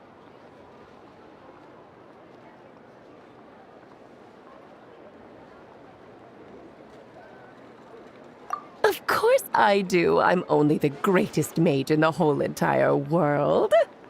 Now, if you wish to find your Moon Goddess, there are two problems we need to solve. Firstly, we'll need to strengthen the connection between her and Teyvat, at least enough to sustain her until Moon Prayer Night. Strengthen her connection? But does that mean I'll have to rally all the Frost Moon faithful behind this? I'm afraid a bygone faith and a former home won't be of any help to her now. Do you know her name? Her name? Oh, yes. Names are very important things. A name is a fundamental concept that anchors one's entire existence. Then your first job is to find it. As a Moon Goddess, I'm sure she must have a name she identifies with. Neither Columbina nor Kutar is her true name, and she's never really accepted either of them. So, Finding out her real name is enough to sustain her existence? Yes, I know it sounds like a small step, but every journey begins that way. So for now, that's all we need to focus on. The second problem is with her plan to use the moon marrows to return to the moon. Unfortunately, piercing through the false sky will take an enormous amount of power. Given her current condition, she won't be able to provide anywhere near enough power, even if she recovers her physical form. But no need to fret. Nicole's the expert in this field, and I'm sure she'll figure something out. Wait, Mage N is going to help us out too? That means we've got 2 Hexacircle mages on the case. This is turning into a pretty big deal. Actually, this is more of a side quest for me. Like you said, I'm a busy lady, so I can't stay for too long. I'll have to return to Tibet's border soon.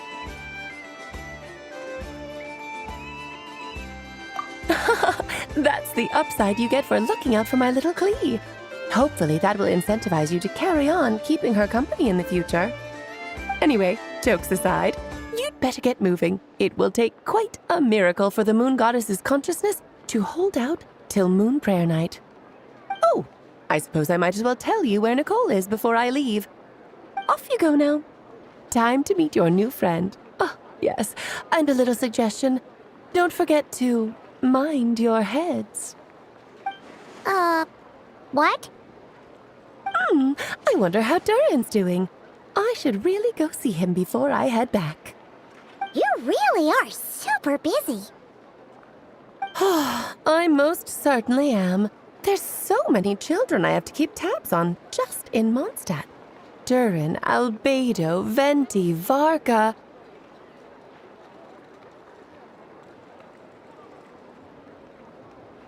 Klee didn't make the list, huh?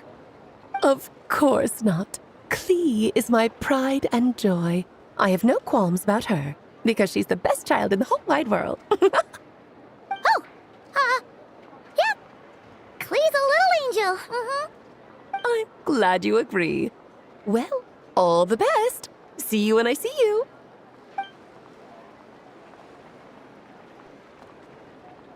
She left in a hurry. Yeah, she didn't pack up her stall. Should we handle it for her?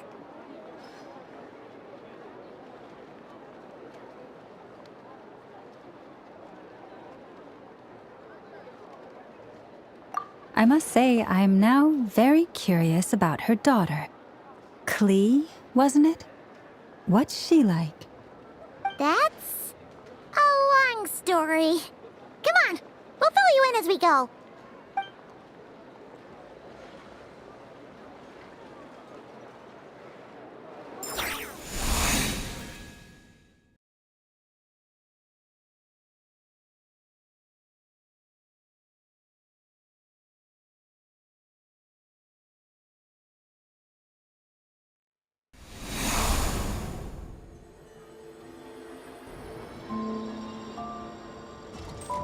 What a lively place. I've never experienced Nasha Town like this before. Hey, you old geezer! Your hammer's rusted through! Who are you calling old geezer? Are they quarreling? I'm looking right at him! You've really gone downhill since giving your daughter free rein in the workshop. Can you even swing a hammer anymore? It shouldn't take you days just to fix a single chair! You might as well use that hammer to massage my back for all the good it's doing.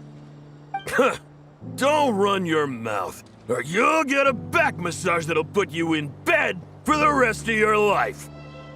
Look, the materials haven't arrived yet, all right? You know how busy it gets in the days before moon prayer night. I'll bet you send all the materials to your little princess. Blood's always thicker than water, huh? All right, you've made your point, Uncle Koski. As soon as the materials arrive, fixing your chair will be the #1 priority. And Dad, if you've got time to chat, why don't you lend me a hand, See? Lolka knows what the score is. I guess they're friends. But the way they spoke to each other was so ugly. Then again, it wouldn't be the first time I've seen something like this. Columbina! Sing outside my door in the middle of the night one more time, and I'll unscrew your vocal cords. You hear me? Oh, Zandrone. So that was her way of trying to be friends with me. What a pity. I won't get the chance to say any ugly things in reply.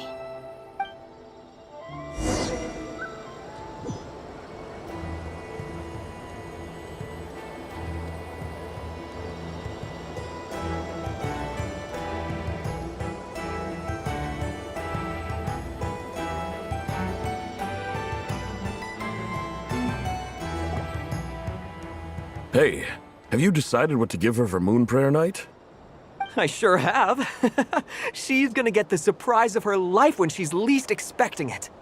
Then I'll whip out the ring and pop the question. The surprise of her life. What a fun turn of phrase. Cool, I get the picture. You can spare me the gushy details. Ooh, looks like we have a customer. Hello there, ma'am. Would you like some Moon Prayer Night candy? Huh? Is he talking to me? Can he see me? Here you go.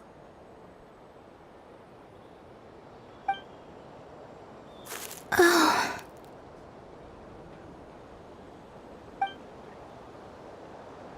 Come back anytime. Right. Now, where were we? I don't know why, but I still held out hope.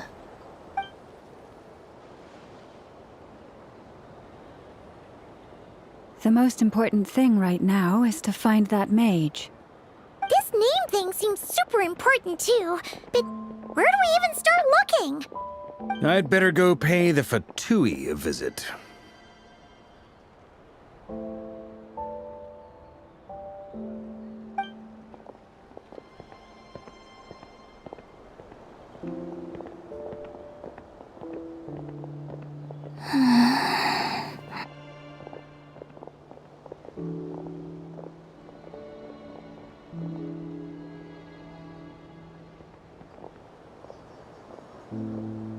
Columbina?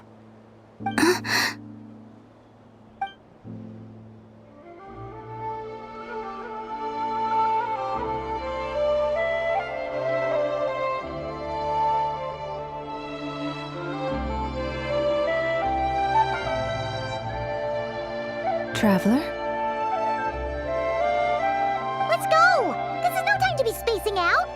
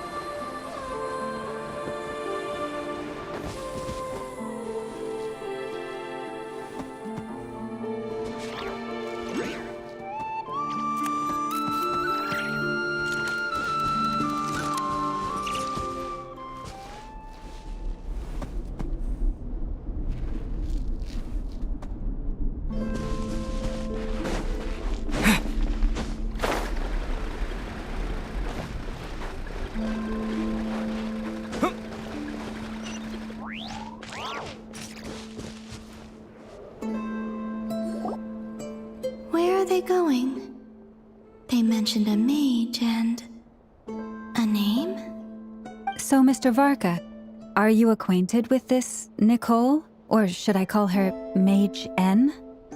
Not really. We've never met, though she has come up in conversation. From what I've gathered, Alice kinda took Nicole under her wing. Taught her how to speak in a more ladylike fashion, that kind of thing. Huh. Hard to imagine Alice as an etiquette coach. Yeah, Alice is a larger-than-life personality, I'll give you that. But then again, that's why she's able to draw such an eclectic mix of people into her inner circle. If I remember correctly, being an interesting person is actually one of her main entry requirements. So, if you ever wanted to join the Hexen Circle, I'm sure you'd both be eligible to apply.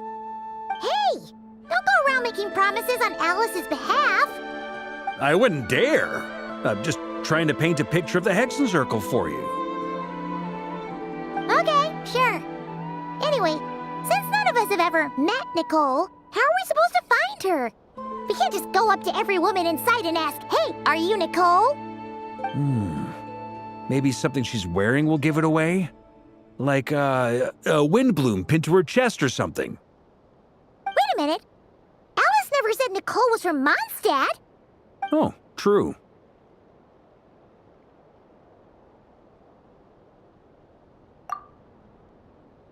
That would be this young lady, then?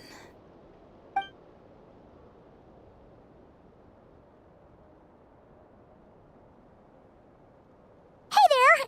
Sorry to disturb you, but are you Miss Nicole? Varka, Knight of Boreas of the Knights of Favonius.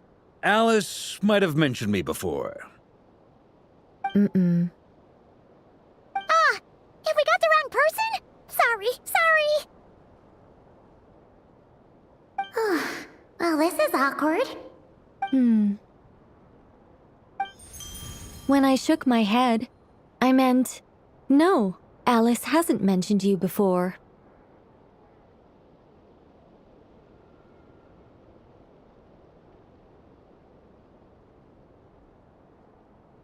Huh? Where is this voice coming from? My apologies. For certain reasons, I am unable to speak. This is the only way I can communicate with you.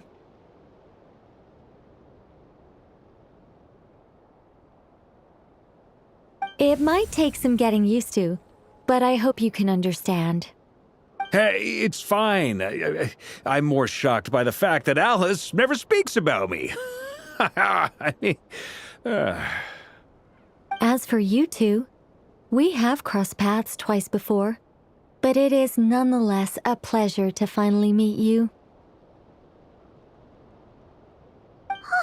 It's really you! Thanks for all your guidance in the past! You're quite welcome. This time, things are different. We have reached the unwritten pages of the story. You might say that we stand at the crossroads of fate.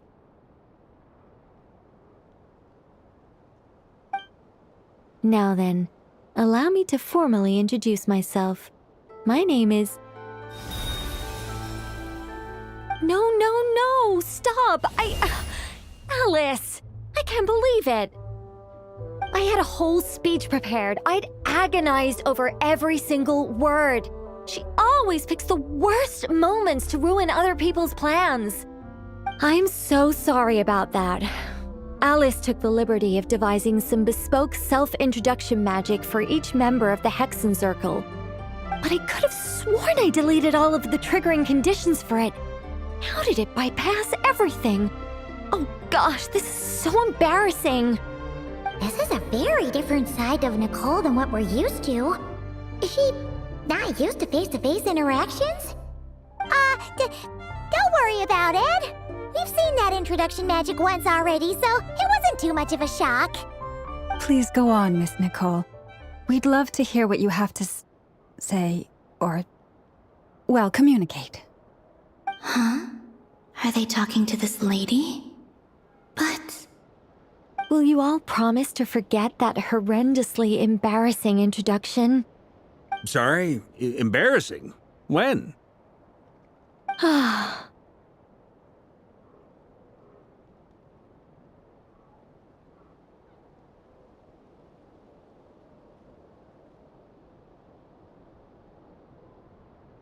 Yes, my name is Nicole, and I am one of a very few angels who have retained both their preferred form and their power.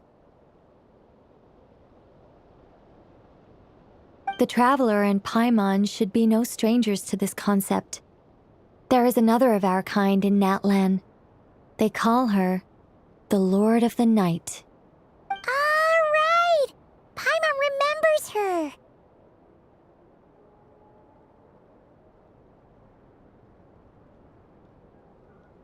Yes. Well, I have retained more of my power than she. It's because I don't have a long-term duty to fulfill. To be more specific, no. We'll be here all day if I get into the specifics. Moving on. If I'm not mistaken, you are here because you wish to learn how one might reach the moon beyond the sky. That's right. Is that something you can give us any guidance on? Yes, I do know a way. It began with the Hyperboreans, who lived after the War of Funerary Flame. Blank looks. Maybe I should start with the background of the war.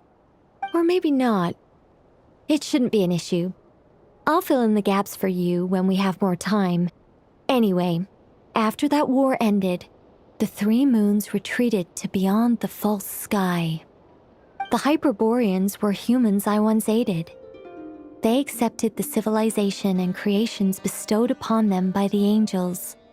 But despite accepting many blessings of the angels, many among them still held on to their faith in the moons.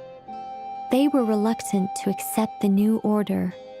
Even after the War of Funerary Flame, they sought to contact the moon goddesses beyond the sky and receive their guidance. But all three had passed away by that point.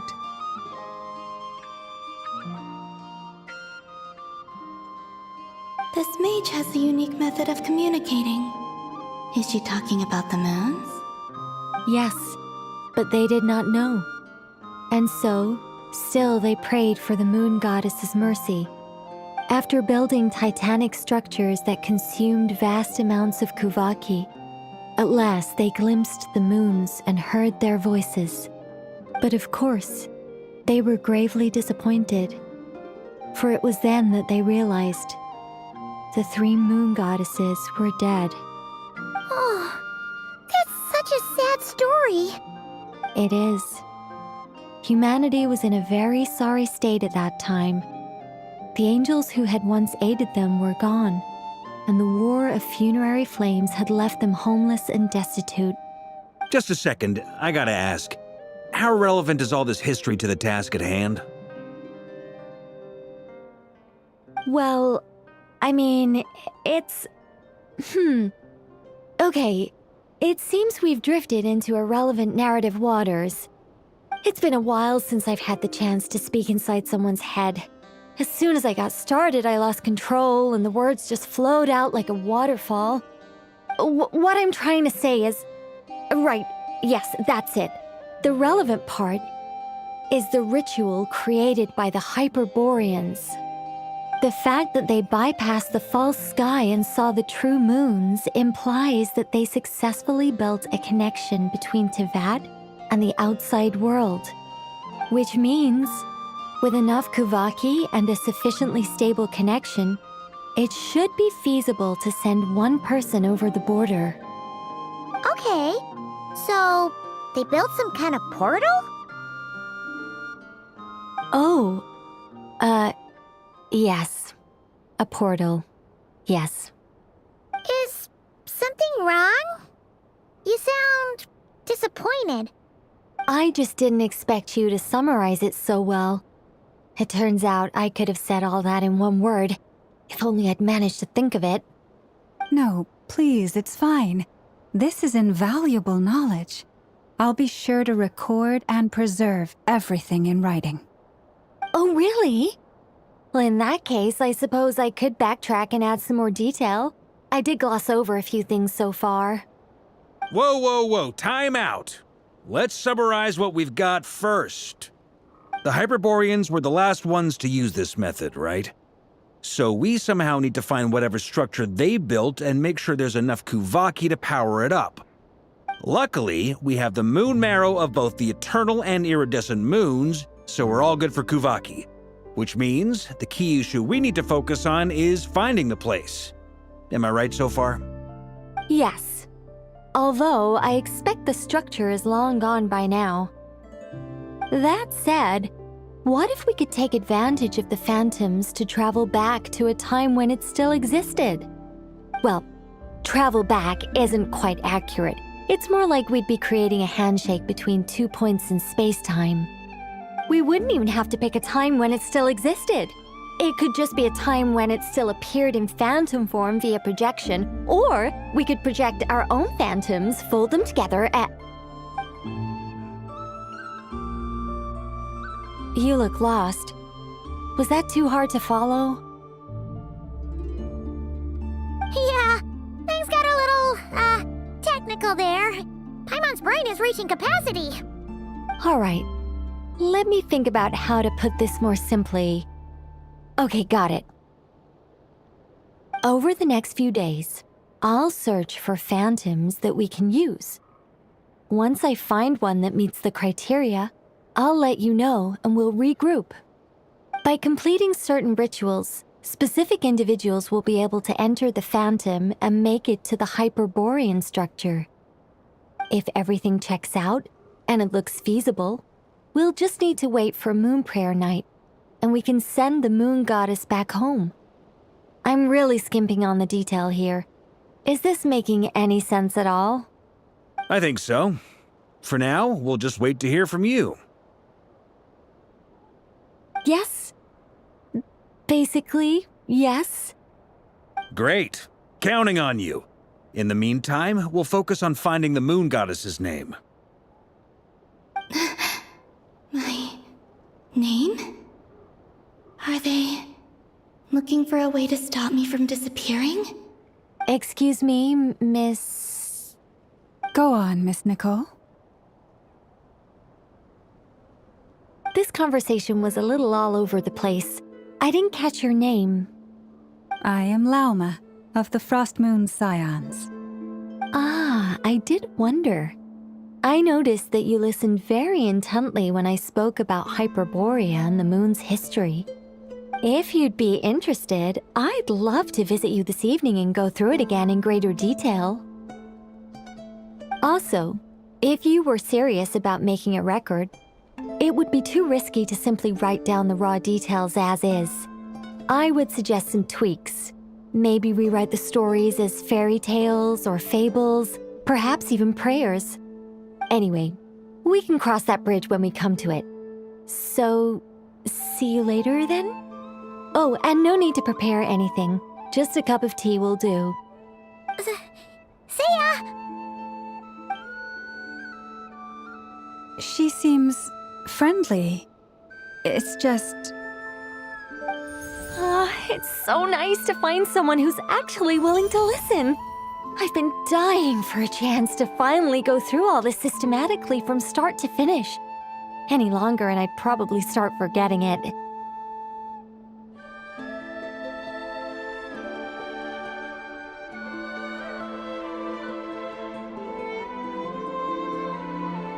Now Paimon gets why Alice told us to mind our heads. Ha ha ha ha, what did I tell you? A lot of quirky people in Alice's orbit. Now then, the next order of business is, where do we start looking for the moon goddess's name?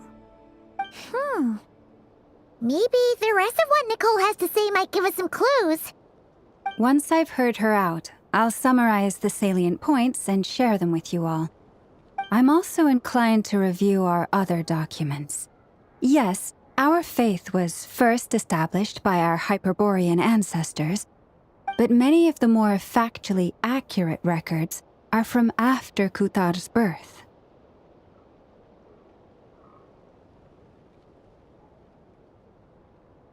Sounds like we're gonna follow Columbina's journey through Devat, huh? In that case, we'll start by heading to the Frost Moon Enclave. Sounds like a plan. Take this with you. I'll see about getting in touch with the Fatui. It'll probably just be Arlecchino and Sandroni again. They're the only ones who would want to help. Thank you, Mr. Varka. Don't mention it. Honestly, I'm more comfortable dealing with the Fatui than prying into the details of a young lady's childhood. Catch you later.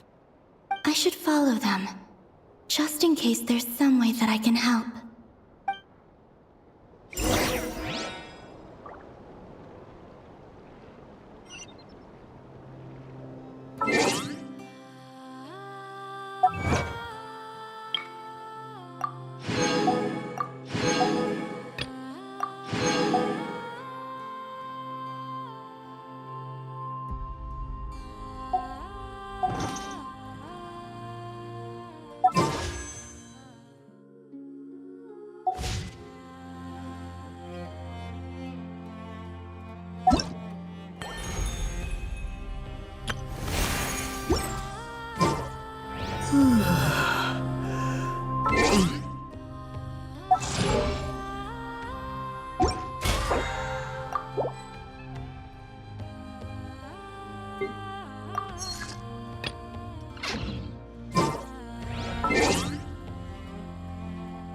You